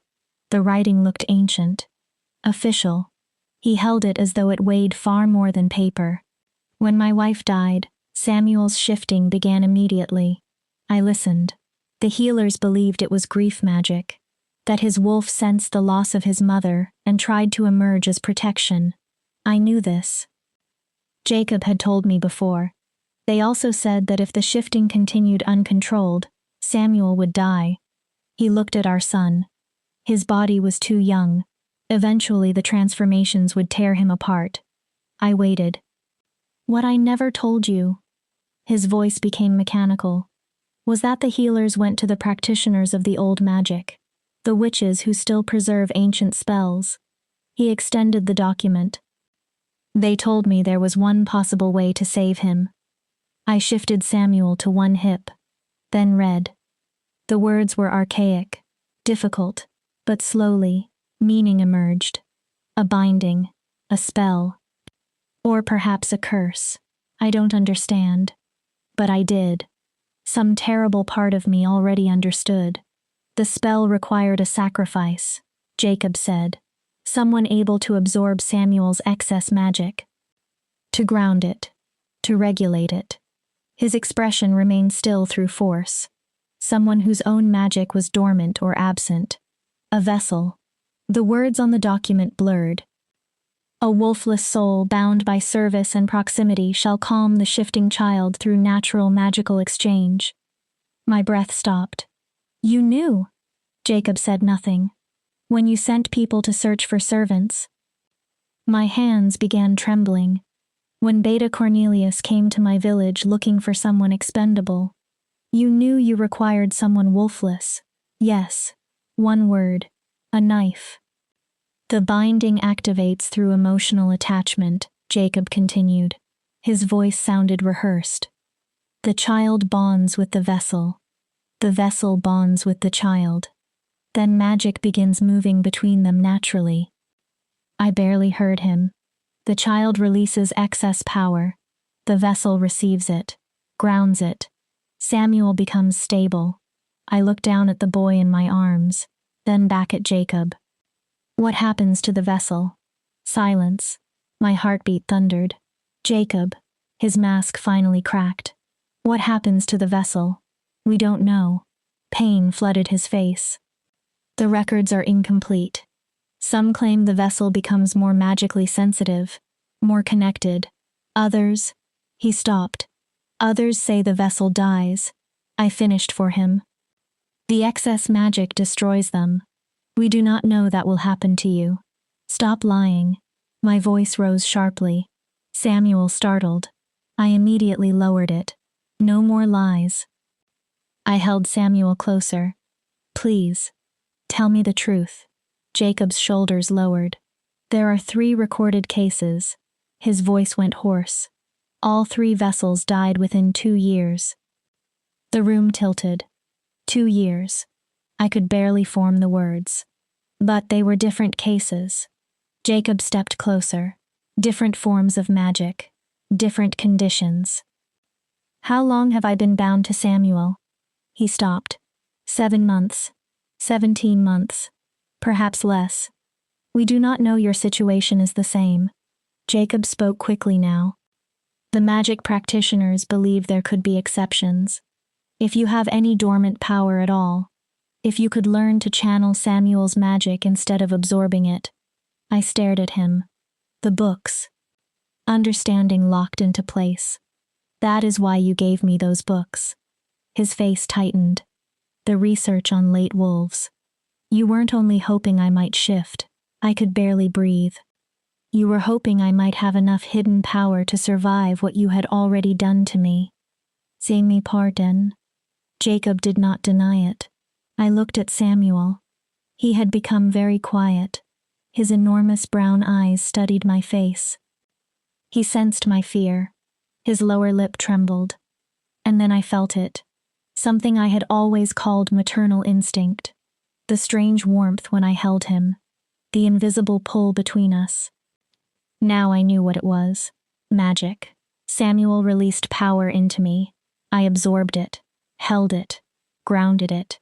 A process that had been happening every day, every night. Every time I soothed him, every moment I loved him, slowly killing me. Did you know? My voice was almost calm. That was the frightening part. Jacob looked at me.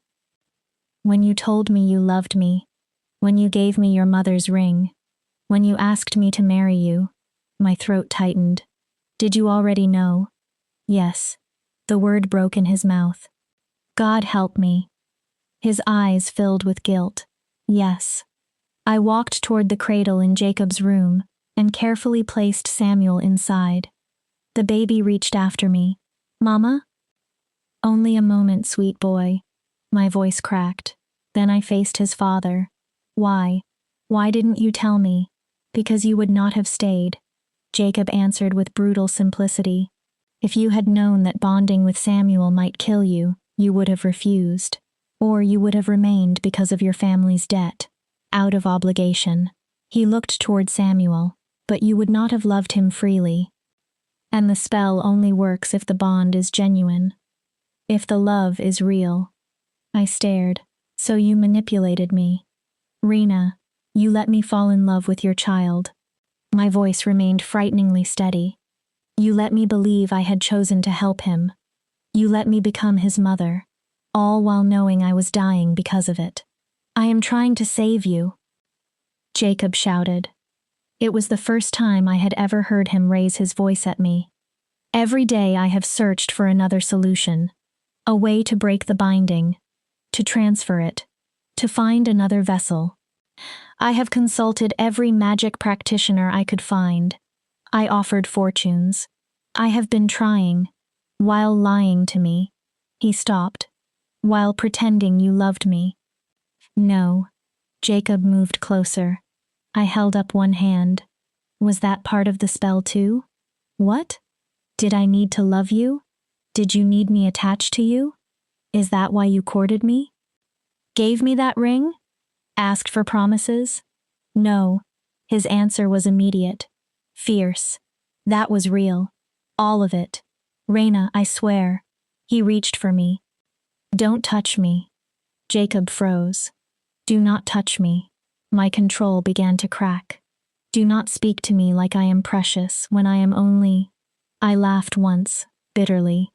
What was your word? A vessel. Something expendable. You are not expendable to me. Then why am I dying? Tears finally came. Why is magic burning through my body while you knew and said nothing? Jacob's face twisted. Because I was a coward. His voice broke. Because I couldn't bear to lose you. Even while keeping you was killing you. Because I told myself I would solve it before time ran out. That I could save both of you. That somehow I could repair everything without ever having to confess what I had done. Well, I wiped tears from my face. You failed. Silence. So, what happens now? Do I leave and Samuel begins tearing himself apart again?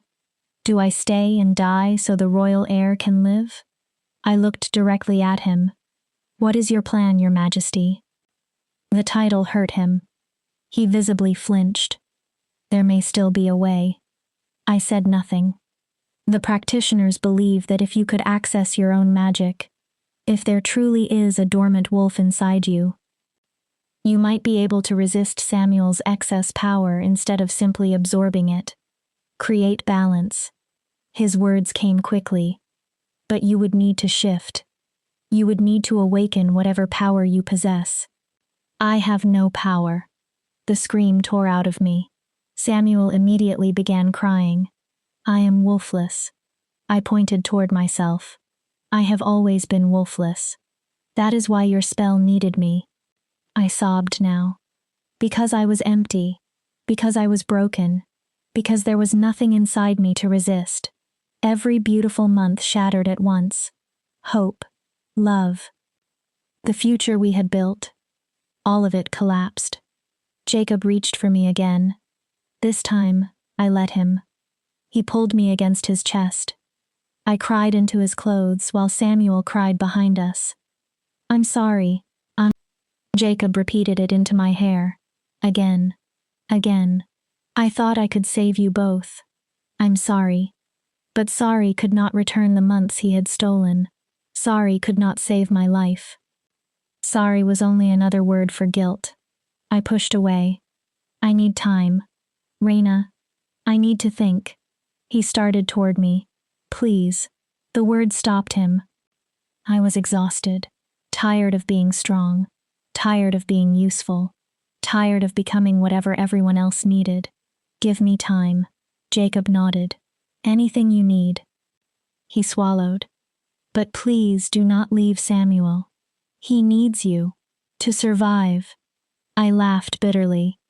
That's the part that matters, isn't it? Rena. He needs me to survive. I looked at the crying baby. What I need has never mattered. That isn't true. Isn't it? I crossed toward Samuel. My heart broke when I saw him reaching for me. I love him. My voice softened. I love him so much it hurts. I picked him up. But I am dying for him. I turned back to Jacob. And you never gave me the chance to choose whether I was willing to pay that price. I know. Jacob's voice was quiet. I will regret taking that choice from you for the rest of my life. If there is even one chance that you could shift. There isn't. I cut him off. I spent 23 years waiting for that miracle. It is not coming. Samuel calmed immediately in my arms. Now that I understood the binding, I felt his magic clearly, warmth moving into my chest. A faint burn spreading through my veins. The cost of loving him. I'll stay. Jacob looked at me. I will stay because Samuel needs me. I held the boy close. And because I am not cruel enough to let an infant die simply because his father is a manipulative bastard. Pain crossed Jacob's face. But you and I are finished. Rena, whatever we were building. Whatever future you promised. It's over. My voice shook. I am Samuel's caretaker. Nothing more. Please. I'll remain in the nursery wing. I'll care for him. I'll research the binding.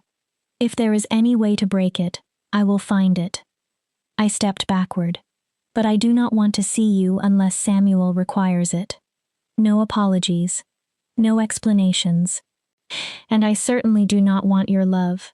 Jacob's face went still. Because your love is the thing killing me. I walked toward the door with Samuel in my arms.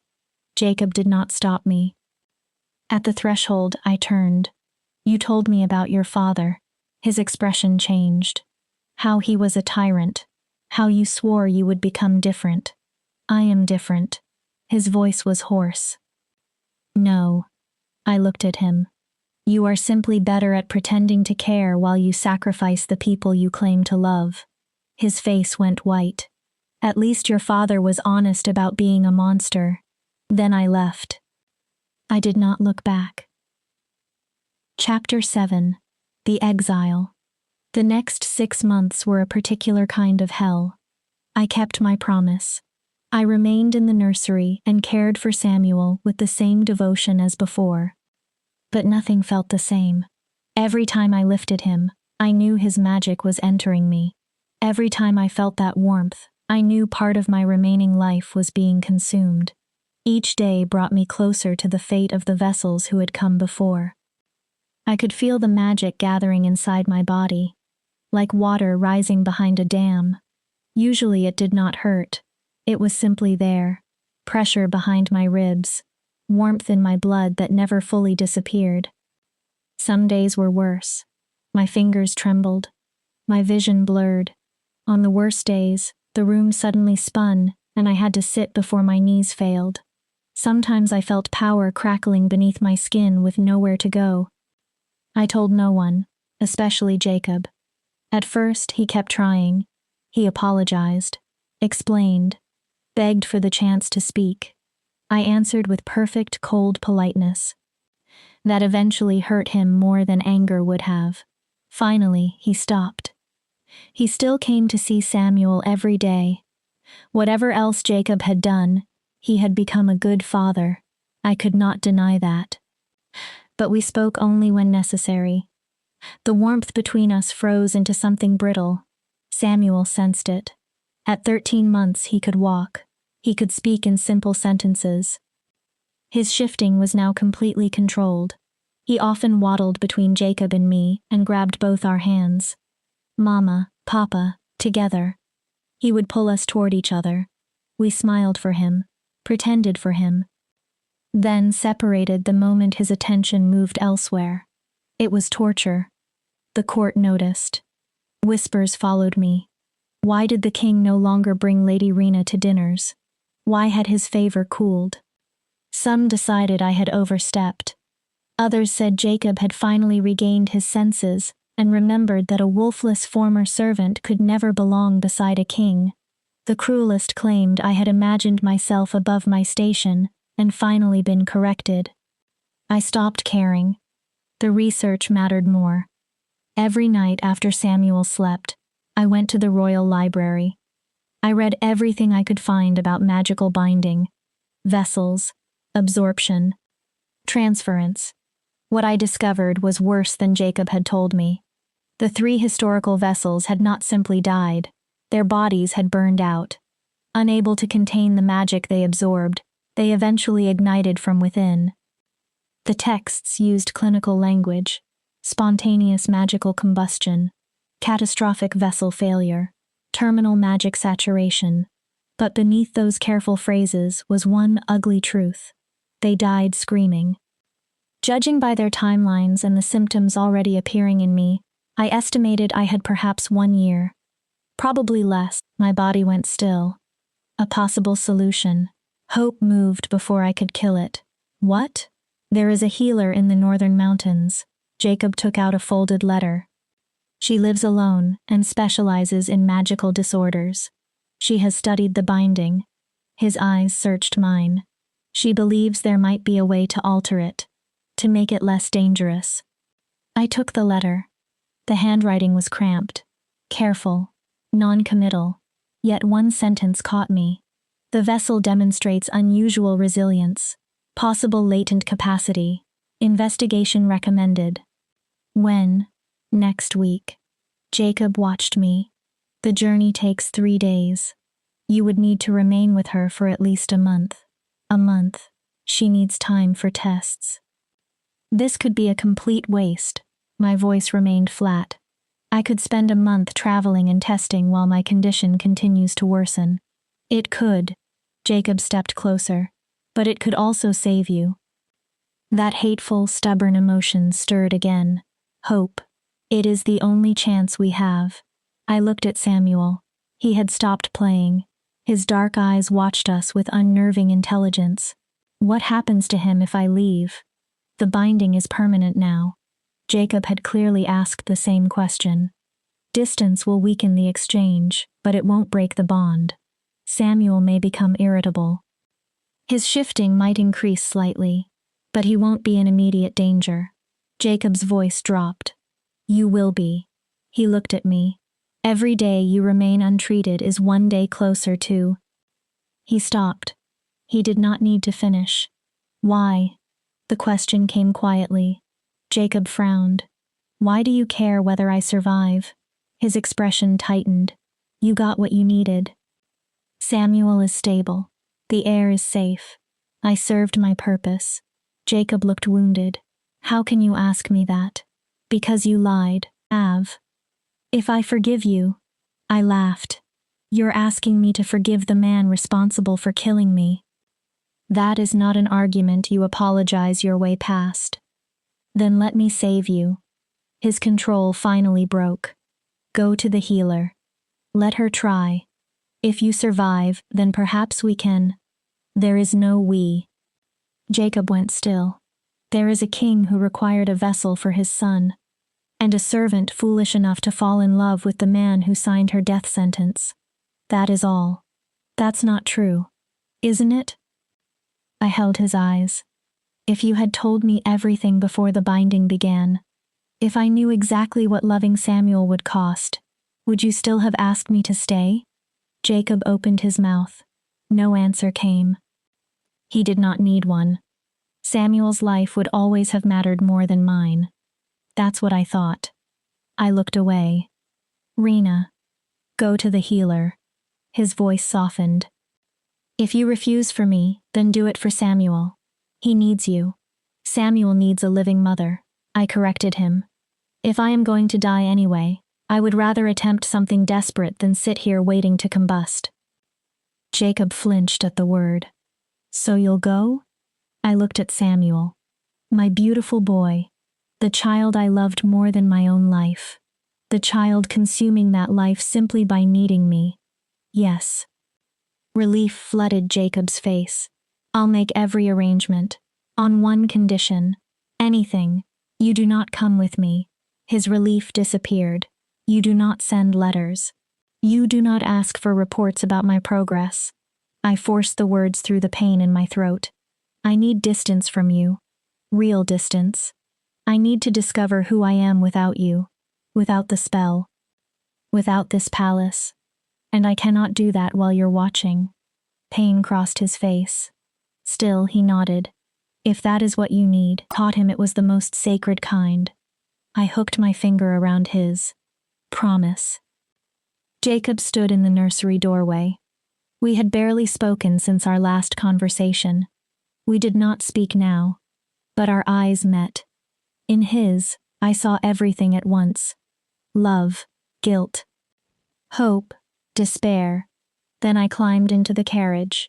The palace disappeared behind me. The journey north lasted 3 days. Forests grew wilder. Villages became smaller. Eventually, the road climbed toward mountains, where winter never completely released its grip. The healer's cottage stood at the base of a cliff. Smoke curled from its chimney. She waited outside. Silver hair. Age impossible to guess.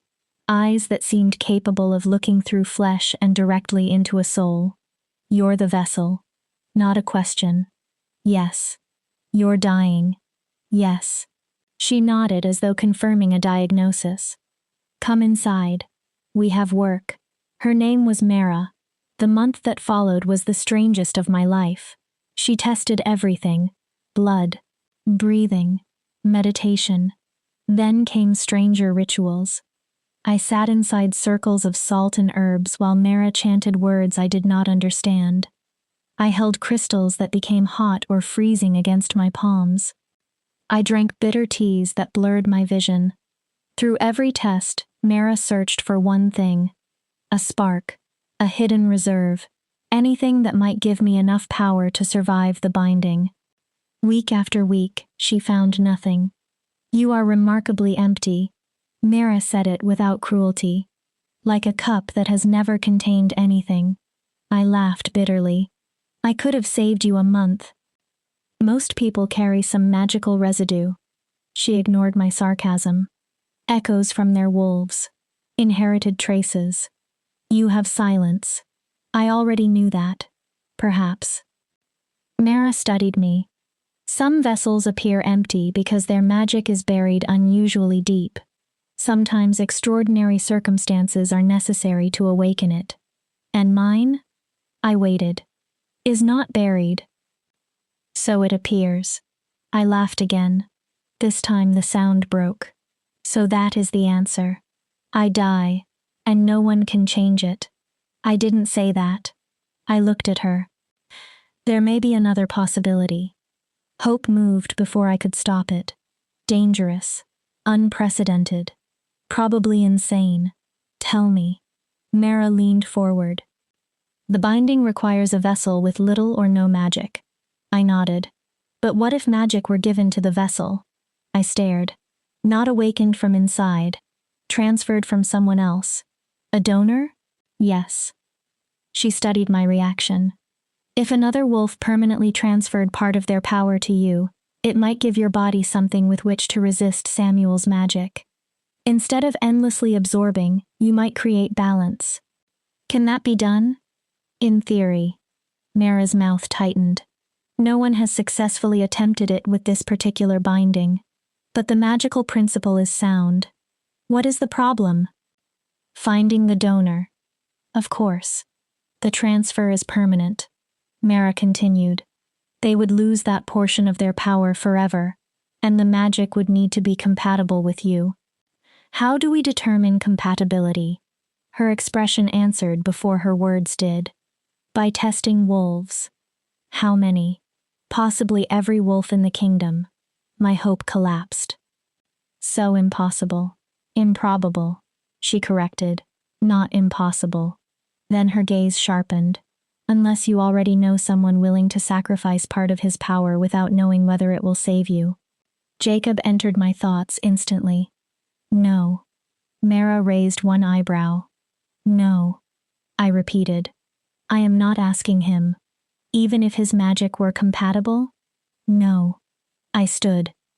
I will not give Jacob the chance to play savior so he can forgive himself for what he did. Even if his sacrifice saved your life? Even then. Mara sighed.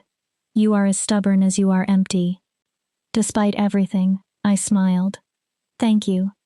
That was not praise. The month ended without a miracle. No dormant wolf, no hidden reserve, no certain solution, only confirmation.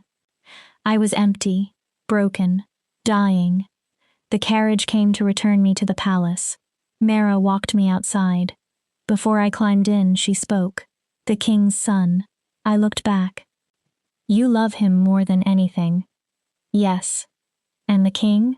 I paused. I did. Then admitted. Perhaps I still do. Under all the anger. I don't know. Mara stepped closer.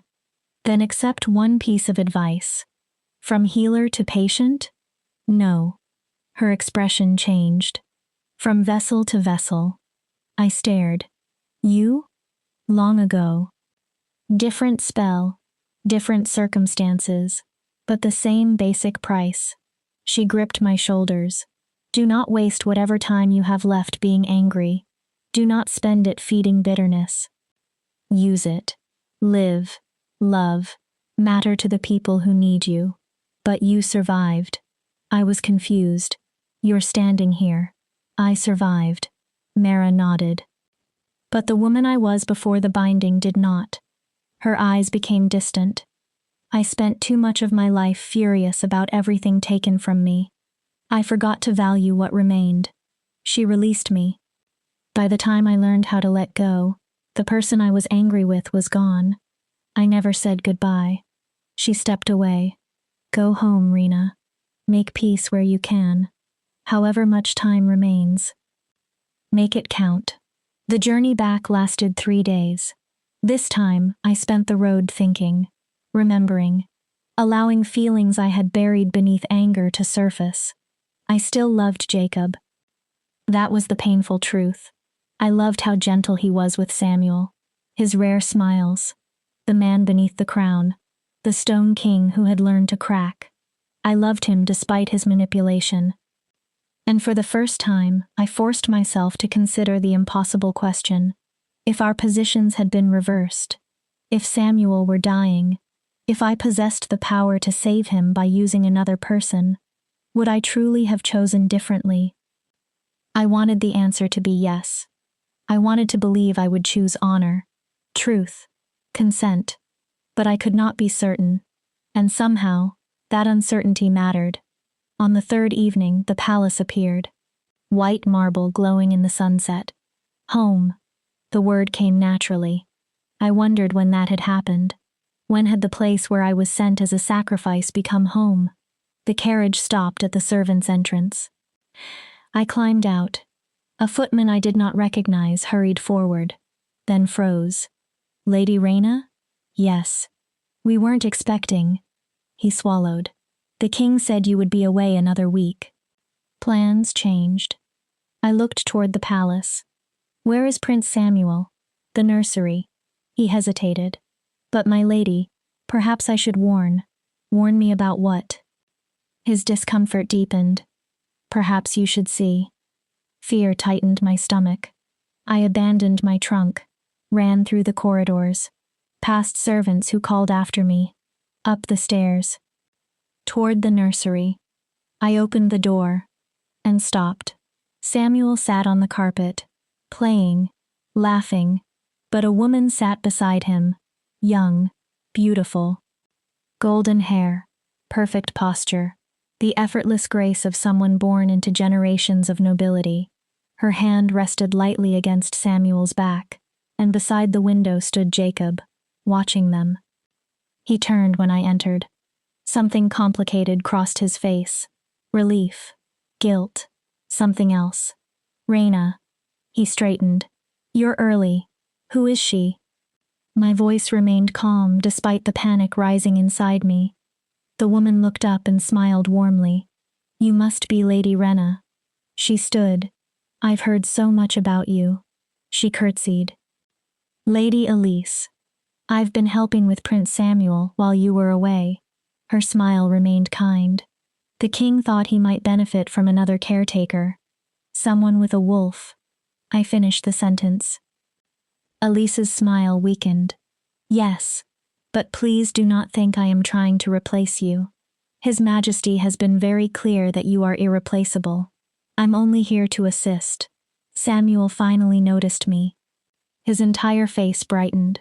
Mama. He scrambled to his feet. Mama back. He ran. I dropped to my knees and caught him.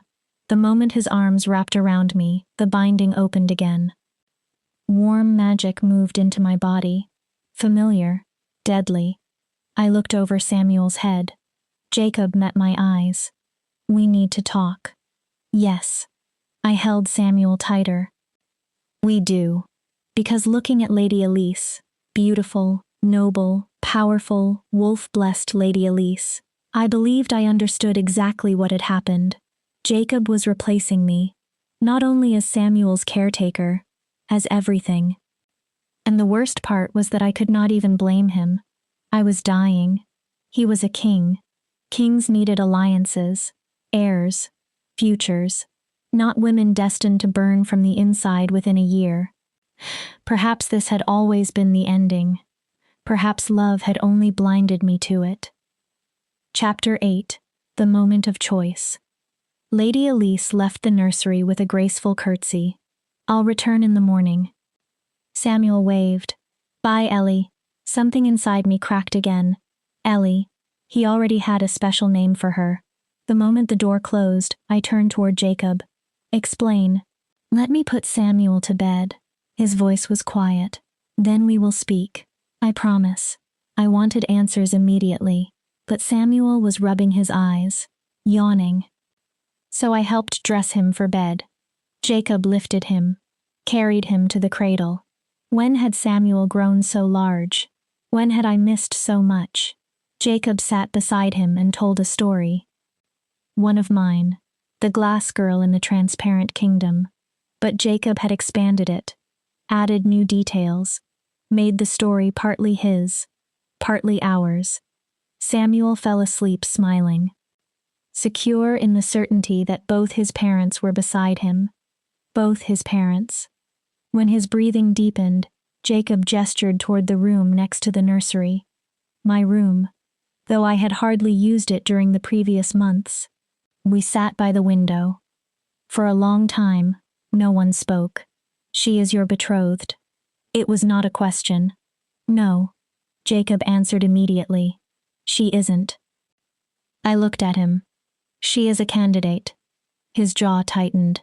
Her family has been pushing for an alliance. Politically, it would be useful. But I have agreed to nothing. Yet. Jacob winced. Yet. He continued. You were gone for a month. Samuel still needed care. The court watched every move I made. Nobles sensed weakness and began circling. I needed to do something. So you found my replacement. I found help. His voice hardened. Someone who could learn how you care for Samuel. Someone who could reduce the burden on you. For when... He stopped. For when I die. I completed it. And Samuel needs someone whole. Someone with a wolf. Jacob's jaw tightened. Did Mara find anything? No. I cut him off. I am exactly what I have always been. Empty. Broken. Dying. Then I remembered. She did suggest one possibility. Jacob immediately focused. What? A donor. Someone could transfer part of their magic to me. His eyes sharpened. But finding someone compatible might mean testing every wolf in the kingdom. And even if we found one, that person would permanently lose part of their power. So it is essentially impossible. Jacob became very still. Then I'll do it. I stared. What? I'll transfer mine. He leaned forward. We test my compatibility. If it works, I give you what you need. No. Rena. No. I stood. You are the Alpha King. Your power protects the kingdom. Your strength keeps enemies from challenging the throne. I will not take that from you. My son's mother matters more to me than my power. I'm not his mother. The words hurt far more than I expected. I am a vessel keeping him alive. Lady Elise can become his mother. She has a wolf. She's noble. Appropriate. Everything I am not. She is not you. Jacob's voice broke through mine. I looked at him. She doesn't know his moods.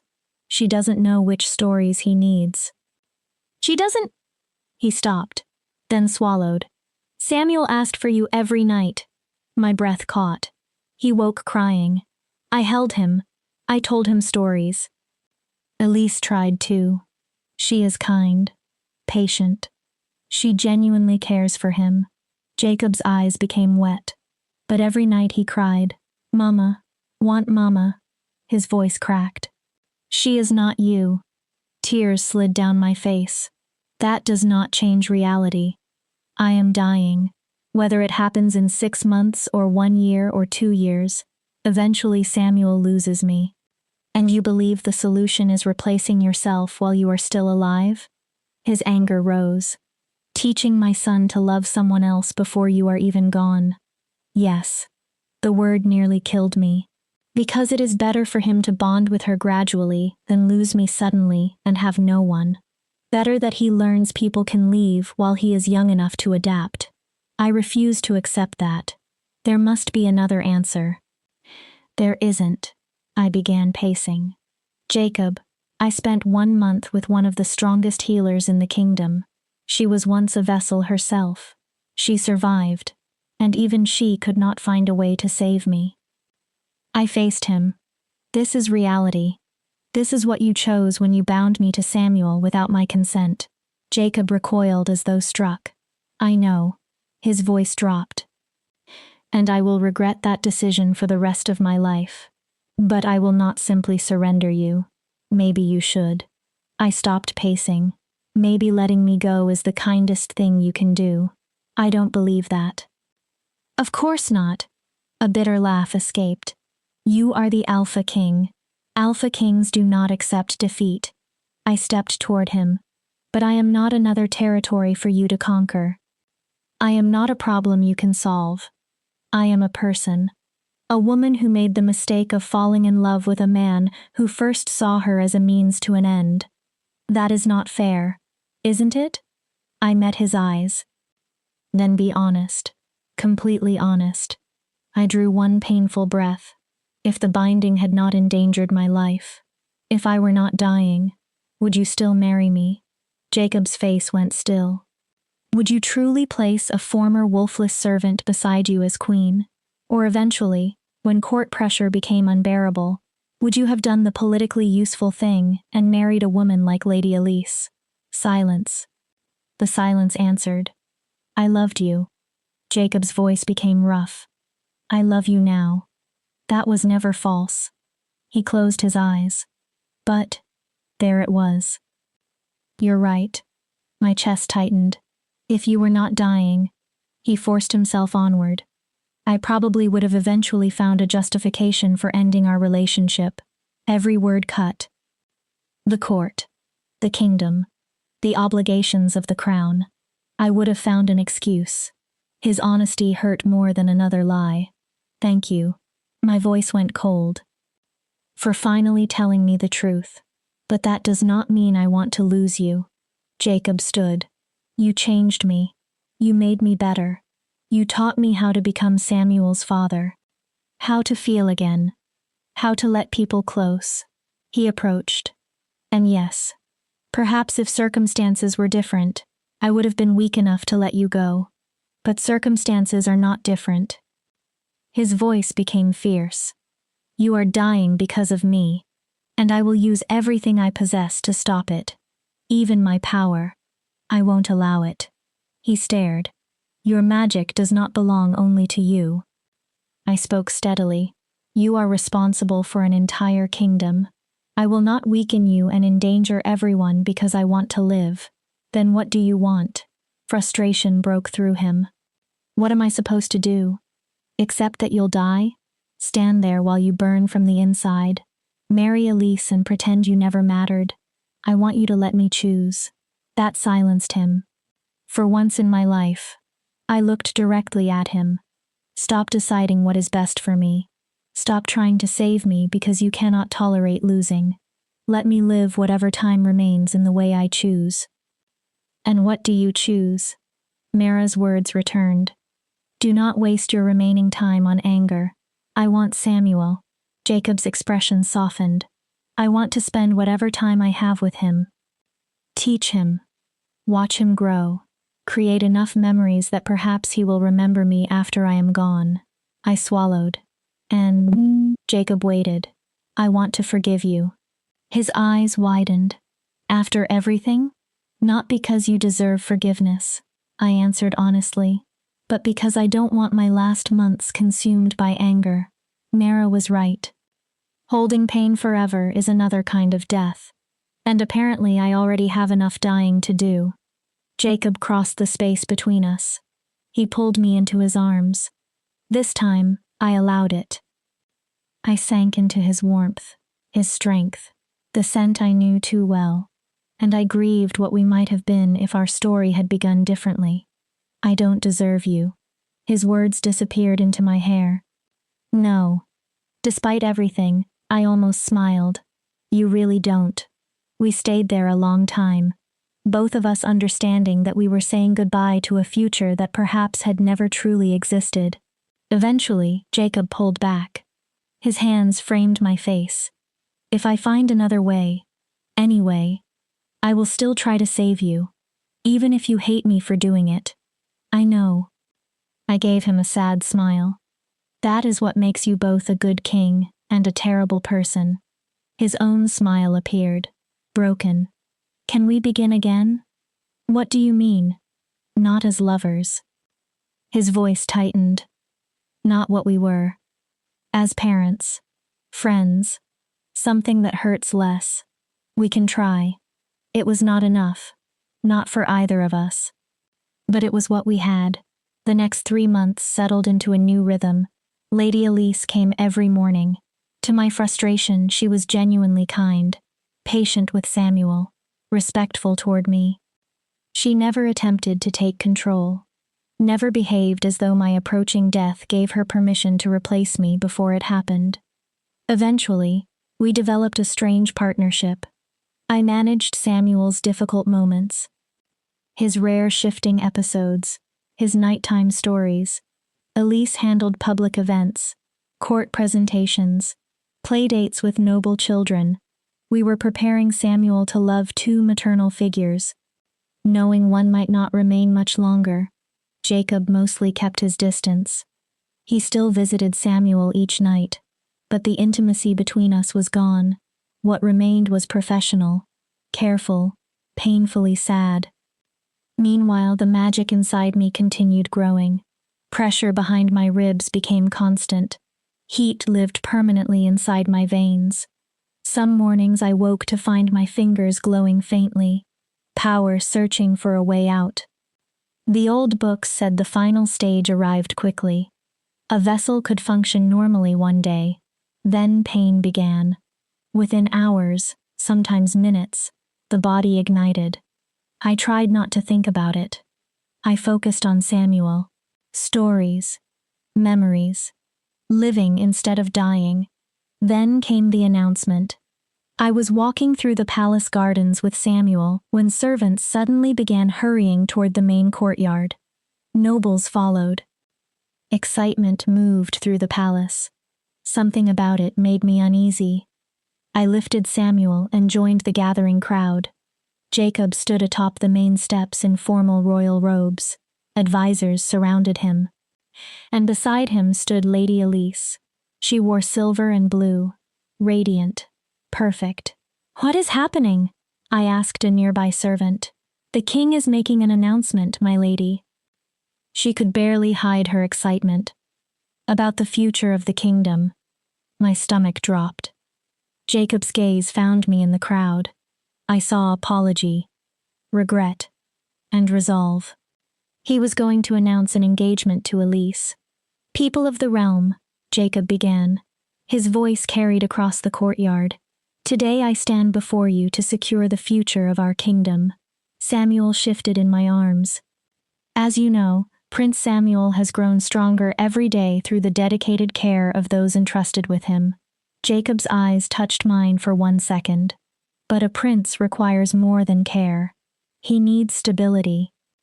He needs family. He needs... The explosion cut him off. The outer wall erupted. Fire, stone, screams. Everything happened too quickly. Armed figures poured through the breach. Guards rushed forward. Weapons flashed. Someone was attacking the palace. Samuel. I crushed him against my chest. Fear immediately triggered his magic. I felt power surge through our bond. Jacob leaped from the steps. He shifted in midair. A massive black wolf landed where the king had been. His guards transformed around him.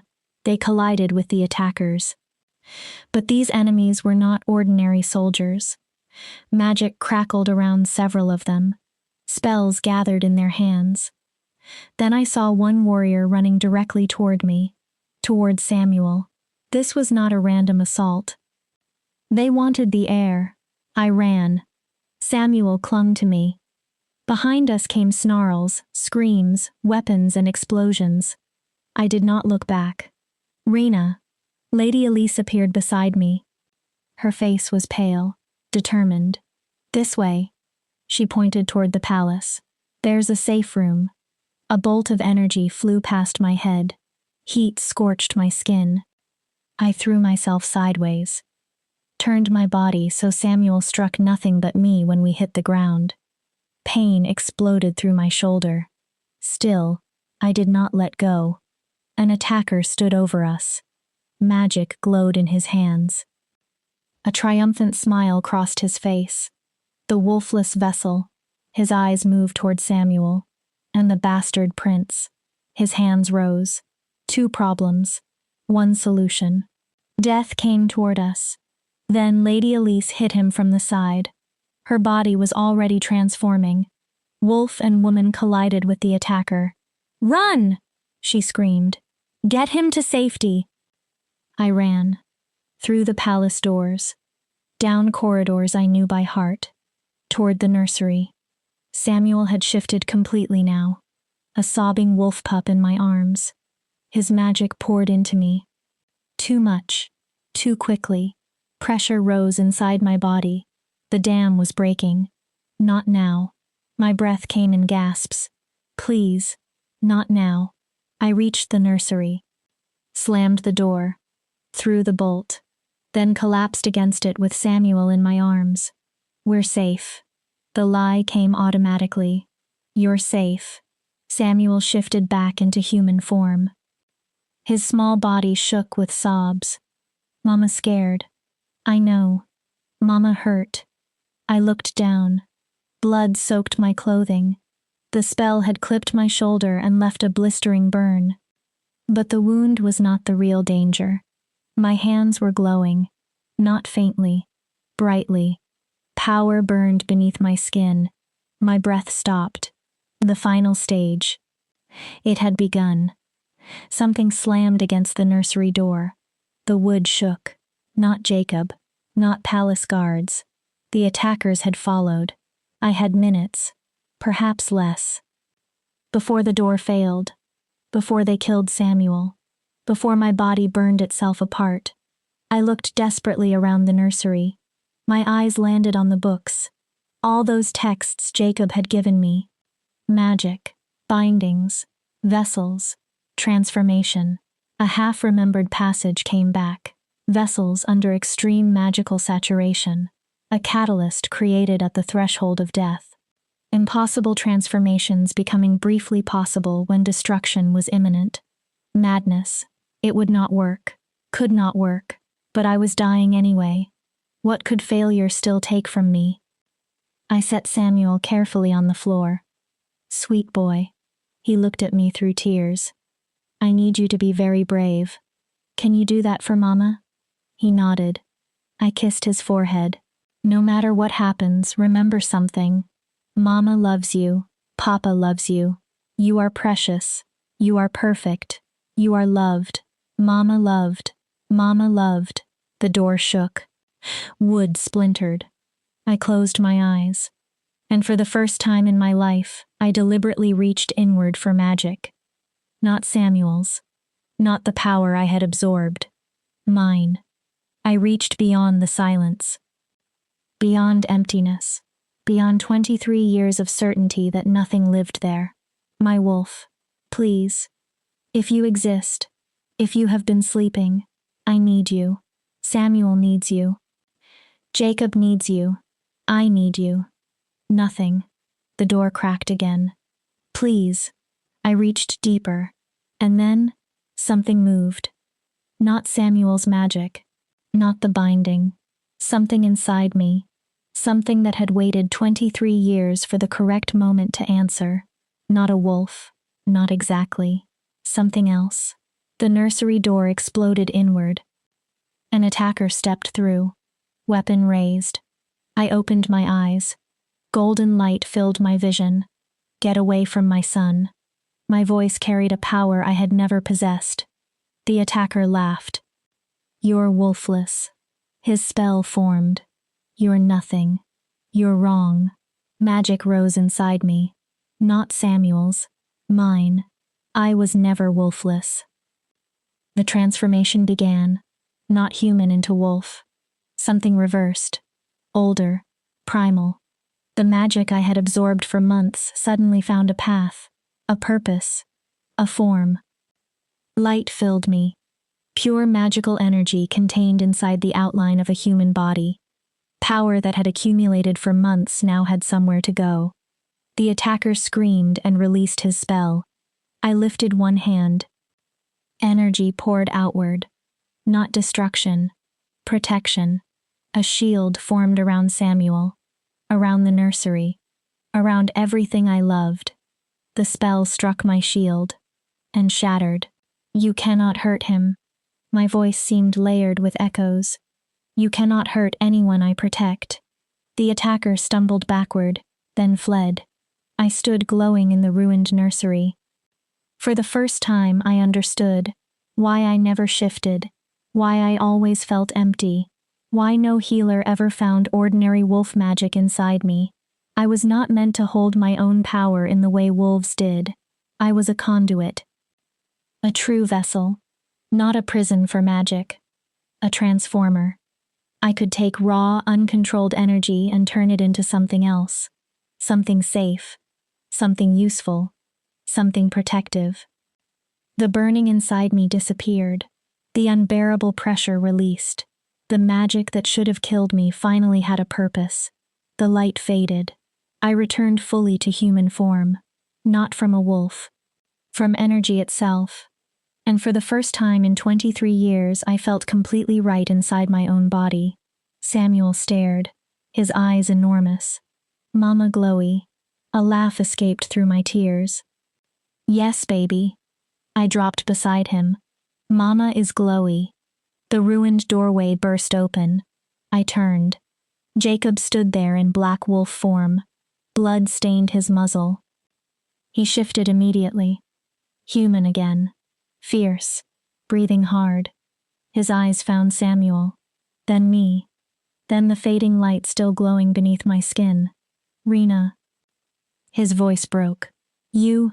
He stared. You shifted. Not exactly. I almost laughed again. But I am not dying. Jacob crossed the room in 3 strides.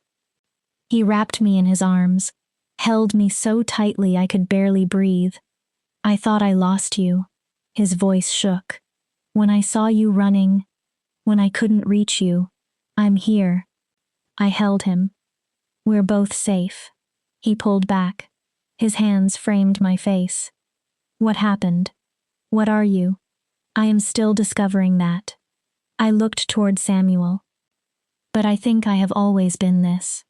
Not wolfless. Different. Jacob listened. A vessel that does not simply absorb magic. I transform it. Use it. Understanding entered his eyes. Then the binding almost killed you because you were never supposed to remain passive. You were meant to channel the magic. Yes. And you never knew. Not until I had no choice. Behind us, Samuel had fallen asleep on the carpet, exhausted by terror, shifting, and magic. He looked peaceful. Jacob's eyes filled when he saw him. Then he looked back at me. I'm sorry. For all of it. Lying. Manipulating you. Nearly killing you because of my ignorance and desperation. I know. I stopped him gently. We will deal with that. Later. His expression tightened. Right now, I need one answer. Anything. The announcement. Jacob went still. What were you going to say about Lady Elise? I held his gaze. About the future of the kingdom. His mouth curved. Sad. Hopeful. I was going to announce that Elise had agreed to become Samuel's official guardian. I blinked. Guardian? His aunt. Relief moved through me so quickly I almost felt dizzy. I wanted to give her a formal role in Samuel's life. The nobles had been demanding stability. I needed to prove his future was protected. Jacob stepped closer. But I was never going to marry her. He looked at me. Reina, I never stopped hoping you would survive. I never stopped wishing the future could still be you. But I am still not a wolf. Whatever you are, his voice became firm. Vessel, conduit, transformer. You are exactly who Samuel needs. His eyes softened. And exactly who I want. I wanted to believe him. Wanted to throw away every hurt, every betrayal, every fear. We had been given a second chance neither of us expected. But the first version of our love had been built on secrets. I would not build the second one the same way. We need to begin again. Jacob nodded immediately. Anything. No.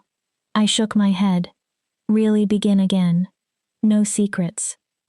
No manipulation. No desperate spell forcing our lives together. Just two people choosing each other because they want to. His eyes held mine. Yes. And I need time. How much? Time to learn what I am. What I can do. Time to repair what broke between us. I swallowed. Time to know what we feel is love and not only relief that I survived. Jacob waited. How much time? I thought. 1 year. He blinked. Ask me again, in 1 year. The question that needs answering. A smile slowly transformed his face. The riddle? The riddle. He stepped closer. What is something that, once given, can never truly be taken back? I smiled. Something that becomes stronger with time. He continued. Something that breaks only when held too tightly. A promise. My voice softened. But I am not ready to make that promise yet. Then I wait. Jacob's answer came instantly. However long it takes. He kissed me. Gentle. Careful. Full of hope instead of desperation. I kissed him back. For the first time, the future tasted like possibility instead of death. The attack ended within the hour. The surviving assassins were captured. Interrogation revealed a coup organized by a rival family that had never accepted Jacob's rule. Their plan was simple. Kill Samuel.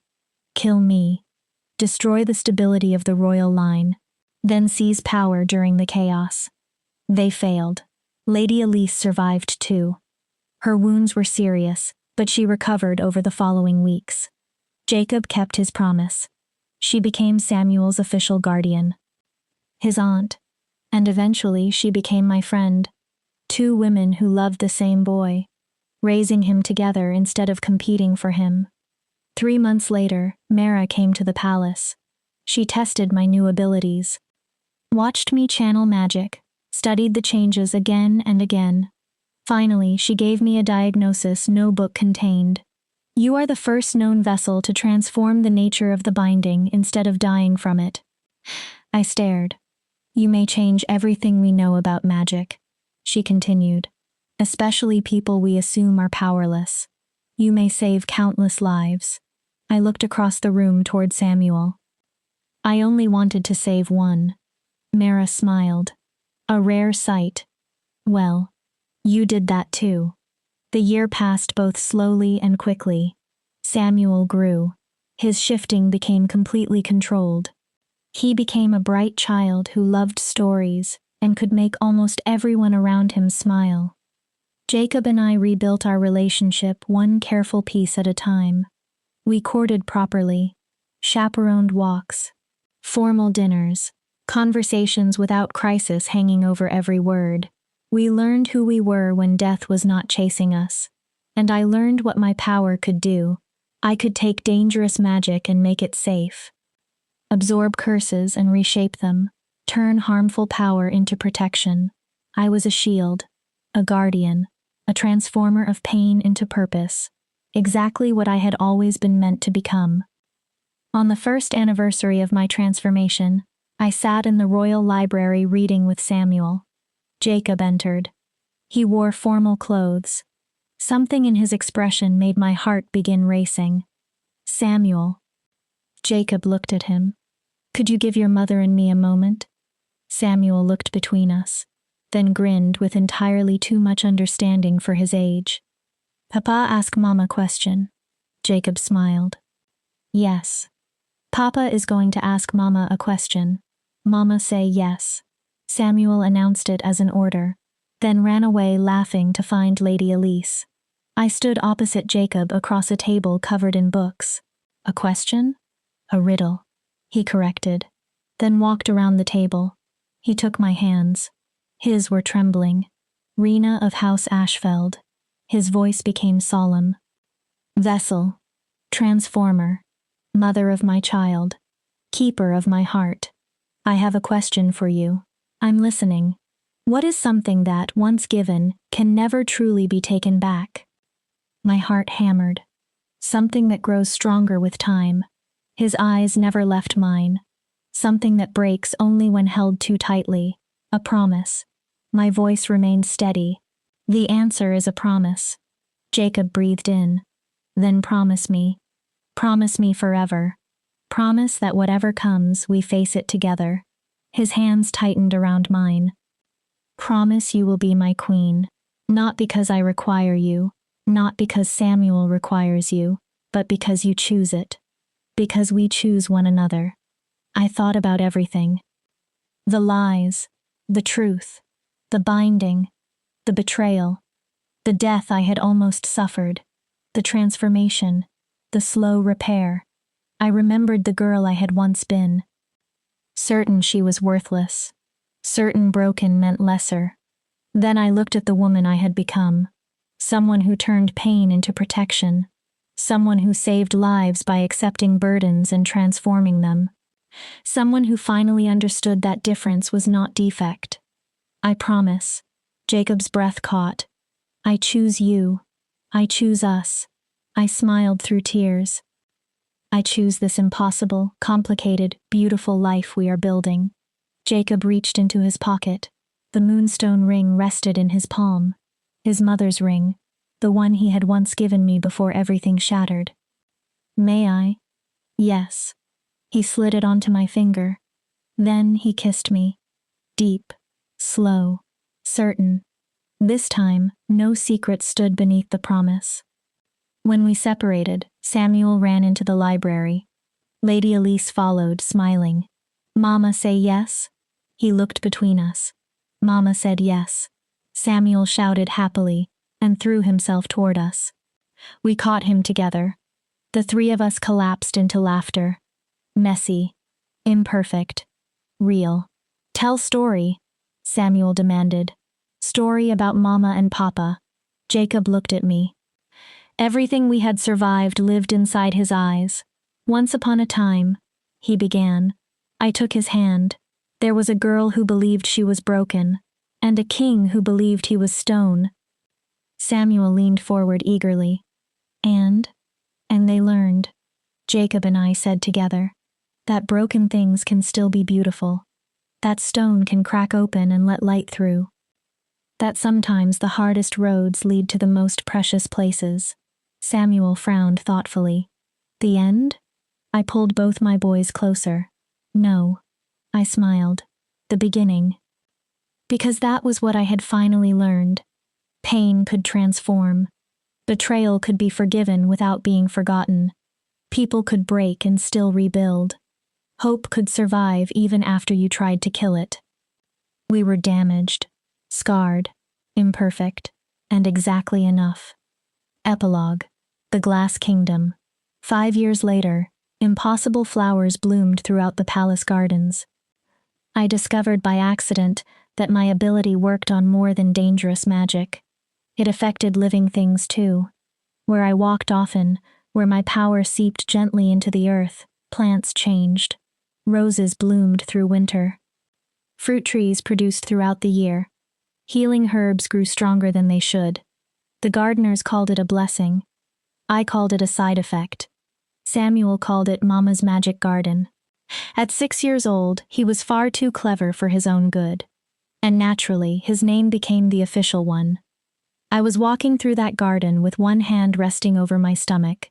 7 months pregnant. Finally. For years, Mara and other magic practitioners had studied how pregnancy might interact with the transformative power constantly moving through my body. Eventually, we found a safe way. The healers assured us the baby and I were healthy. A girl, our daughter. They believed she would have a unique kind of magic, shaped by everything I carried. I could hardly wait to meet her. "Mama!" Samuel's voice came from behind a hedge, then running feet. He appeared wearing a formal tunic already stained with grass, even though someone had dressed him less than an hour earlier. "Mama, come quickly." "What happened?" The ambassador from the Southern Isles brought his daughter. Samuel spoke so quickly the words collided. "She can't shift either, and her parents think she's broken. But I told them about you. How you're the strongest person in the kingdom even without a wolf. And now they want to meet you." I smiled and ruffled his dark hair. It looked more like Jacob's every year. "Slow down." I laughed. "Take one breath." Samuel obeyed. "Barely. Can you help her?" He looked serious now. "Can you show her she isn't broken?" "I can try." I let him take my hand. "But Samuel, remember something." "What?" "Not every wolfless person is like me." I allowed him to guide me toward the palace. Some people may truly have no magic at all, and that is perfectly fine. They are not less valuable. I know. He sounded deeply offended that I doubted him. "You tell me that all the time." Then his expression changed. "But Mama," she looked really sad. "The way you look sometimes when you think Papa and I are not watching." I stopped. "What do you mean?" "The way you looked in your old drawings." "My old drawings?" Samuel nodded. "The ones from before you came here. Papa showed me." My throat tightened. "You drew yourself like a ghost. As if you weren't completely real." His brown eyes looked up at me. "But you were always real, Mama. You were only waiting to find us." Emotion tightened my throat. "When did you become so wise?" "I have always been wise," Samuel answered seriously. "I also like jumping into mud and annoying Aunt Elise." He shrugged. "People are complicated." I laughed. Purely. Freely. Then let him pull me toward the palace. The ambassador's family waited in one of the formal receiving rooms. Ambassador Christos stood stiffly beside his wife, Lady Maris. Between them stood a little girl of perhaps 9 or 10. Thin. Dark hair. Dark eyes. She tried to make herself as small as possible. I recognized that posture. I had seen it in every mirror for 23 years. Jacob was already there. Formal, but warm. Trying to make the family comfortable. When I entered, his face immediately brightened. The cold king I had first met no longer existed. Not completely. That power was still there when the kingdom required it. But he no longer hid his heart from everyone. "Ambassador Christos." Jacob gestured toward me. "Lady Maris." "May I present my wife, Queen Rena?" He smiled. "The Transformer." That had become my official title. Not the Wolfless Queen. Not the Vessel. The Transformer. the woman whose existence had forced the kingdom to reconsider everything it believed about power and worth. Your Majesty. The ambassador bowed deeply. His wife followed. After a moment, their daughter did too. Please. I smiled. There is no need for so much formality. I looked toward the girl. Prince Samuel says your daughter has a question for me. Lyra, her father said softly. The girl looked up. Her voice was barely audible. I don't want to trouble your Majesty. You are not troubling me. I carefully lowered myself until we were at the same height. My pregnant stomach made the movement awkward. And I think I know the question. Lyra's eyes widened. You want to know whether there is hope for someone like you. Her eyes filled. Someone who cannot shift. She nodded. Everyone says I'm defective. Her voice broke. That I bring shame to my family. That I can never become anything important because I don't have a wolf. They are wrong. I answered simply. And I am proof. But you are special. Lyra's tears spilled. You have magic. You're the transformer. I don't have anything. You have yourself. She stared at me. And Lyra. I took her hand. That is more than enough. She said nothing. I did not discover my magic until I was 23. And even then, it emerged only because circumstances forced me to use it. Before that, I felt exactly as you do now. I squeezed her fingers. I believed I was defective. I believed I would never matter. What changed? Her voice was a whisper. I stopped trying to become what everyone else expected. I smiled sadly. I stopped measuring myself against wolves. And I started asking what I could do as myself. Lyra listened.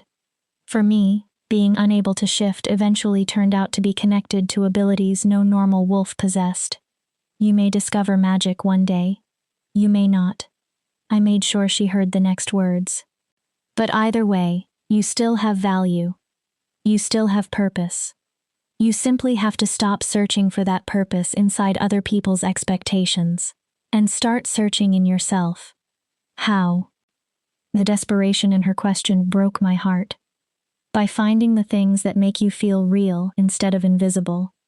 Maybe stories, gardens, music, numbers, building things, solving problems, whatever makes you feel like yourself. I brushed one tear from her cheek. Different does not mean less. It only means your road may look different from theirs. Lyra stared at me, then suddenly threw her arms around my neck. She sobbed. I held her. This little girl who looked so much like the person I once was. And I whispered everything I had desperately needed someone to tell me at her age. You are not broken. You are not a mistake. You are exactly who you are meant to be, and the world needs you as yourself. When her parents eventually left, they thanked us again and again. Samuel hugged Lyra, then announced very seriously, Wolfless people are actually the coolest. Lyra almost smiled. My mama defeated assassins without even turning into a wolf. Samuel puffed out his chest. Try doing that with only one wolf form.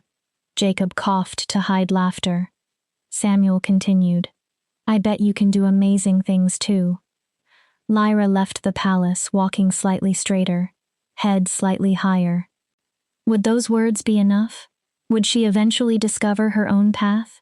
I could not know, but I had planted one seed. Sometimes, one seed of hope is all a person needs. That evening, Samuel went to bed, and the palace quieted.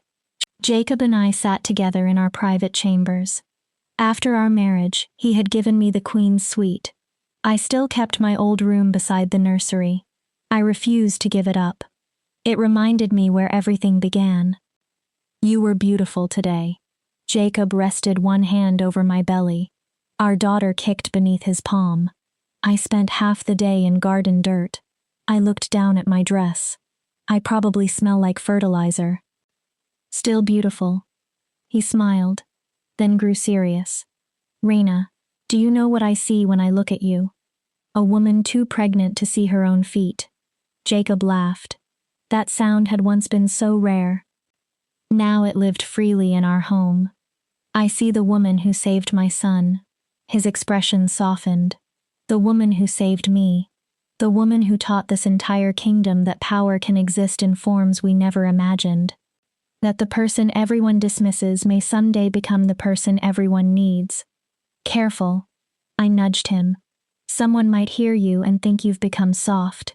I have become soft, Jacob answered without shame. At least here. With you. With our family. He kissed me. Soft. Sweet. I regret none of it. Not even the nobles who still complain about a queen without a wolf, especially not them. His voice became firm. Let them complain. You have done more for this kingdom in 5 years than most rulers accomplish in a lifetime. You changed the way we understand magic. Worth. Who deserves opportunity? We changed it. I corrected him. Together. He nodded. Together. Our daughter kicked again. Harder. We both laughed. She will be trouble. I predicted. With you and Samuel teaching her. Jacob shook his head. Absolutely. Then he became thoughtful. Are you afraid? About her magic? A little. I admitted it. But mostly I'm curious. I covered his hand with mine. Whatever she is. Whatever she can do. We help her understand it. We never allow her to believe she is broken. We give her what neither of us had. What? Acceptance. I smiled. From the beginning. The beginning. Jacob repeated the words. You said that after I proposed. That our marriage would not be an ending, but a beginning. And I was right. I looked around us. I looked around us. Think about everything we built. The research center where vessels learn how to channel magic instead of dying from absorbing it. The scholarship program for wolfless children. The laws protecting people with unusual forms of magic. The gardens producing enough healing herbs for half the city. The family. Jacob interrupted quietly. I looked at him. Do not forget the family. Never. I rested my head against his shoulder. That is the most important thing. For a while, we sat without speaking. His hand on my belly. My head on him. Our daughter moving between us. Life. Hope. A future neither of us could have imagined when I first walked into the palace as an expendable servant. Rena? Yes? Thank you. For what? For not giving up. His voice became quiet. For forgiving me when I did not deserve it. For choosing to stay. For fighting. For taking everything damaged between us and helping transform it into something better. I looked up. Thank you for giving me a reason to fight. For showing me I was worth saving. For being patient when I had to learn trust all over again. Always. He kissed my forehead. For however long forever lasts. I'm yours. I smiled. Broken pieces included. You aren't broken anymore. No. I considered it. But I will always carry the girl who believed she was. Jacob listened. And I'm glad. She is why I understand Lyra, why I can recognize people who feel invisible. She is part of my story. I would not erase her even if I could. Jacob kissed my temple. I love every part of you, every version you have ever been. I love you too. I leaned against him. Even the parts of you still learning not to turn back into stone. Night deepened outside our windows. Our daughter moved inside me. Somewhere else in the palace, Samuel slept whatever dreams 6-year-old boys dream. This was my kingdom now, not the land beyond the palace, not the throne. This, my family, my second chance, the life I had nearly died before seeing. I remembered the 19-year-old girl standing beneath full moons, waiting for a transformation that never came. The girl convinced she would never be enough. If I could return to her, I knew exactly what I would say. You are enough. You always were. Your power is not measured by whether you have a wolf. It lives in your heart. Your courage, your ability to hold damaged things and help make them whole. One day you will save lives, change lives, build something beautiful from everything that hurt you. One day you will matter more than you can imagine. So keep going. One more day, one more painful night, one more moment of doubt. Your story is not ending. It is only beginning. Maybe somehow that younger version of me could hear the echo. Maybe somewhere across all those lost years she could feel a future waiting. Love, family, purpose, and understand that every broken piece would someday lead here. The next morning, before sunrise, Samuel burst into our chambers. As usual. Too excited about being alive to allow his parents to sleep. "Mama, Papa!" I opened one eye. "The sun is coming up." Samuel bounced beside the bed. "And if you do not come right now, I'm going to miss it." Jacob groaned. I laughed, then attempted to stand. Jacob immediately helped me because pregnancy had made quick movement nearly impossible. We followed Samuel to the balcony. The sky was turning gold. Pink, violet, one of those sunrises that can make a person believe in magic even after learning exactly how magic works. "Look," Samuel pointed toward the clouds. "See the light?" A golden ray broke through gray. "That is like your transformation, Mama." I looked down at him. "What?" "You take something dark." He grinned. "And make it glow." I wrapped one arm around his shoulders. "When exactly did you become a poet?" "I have always been a poet." He gave me a deeply serious expression. "I also like mud puddles." Jacob laughed, then wrapped both of us in his arms. And there we stood, a broken king, a transformed vessel, and the child we had nearly lost. Our family, our kingdom, our beginning. Somewhere, perhaps in a distant village, another girl who believed she was worthless because she could not shift might have been watching that same sunrise. And maybe she felt something, a small spark, a whisper, "Hold on. Your story is not finished." Because transformation was never truly about changing yourself into what other people wanted. It was about finally understanding that what you had always been could be enough, could be beautiful, could be exactly what the world needed. Like light breaking through clouds, like love surviving betrayal, like hope refusing to die. Like us. I had once believed brokenness made me worthless. Instead, it gave me the ability to recognize broken things, to hold them, to help make them whole. I had become a mother, a queen, a transformer of pain into purpose, and the very thing everyone had once called my defect became the reason I was irreplaceable. That is the promise I would give to anyone who has ever believed they were not enough. You are. You always have been. Your strength may not look like anyone else's. Your purpose may take longer to find. But your story is still waiting for you. So hold on. Keep hoping. Keep becoming. Because sometimes what feels like an ending is only the place where your real beginning starts.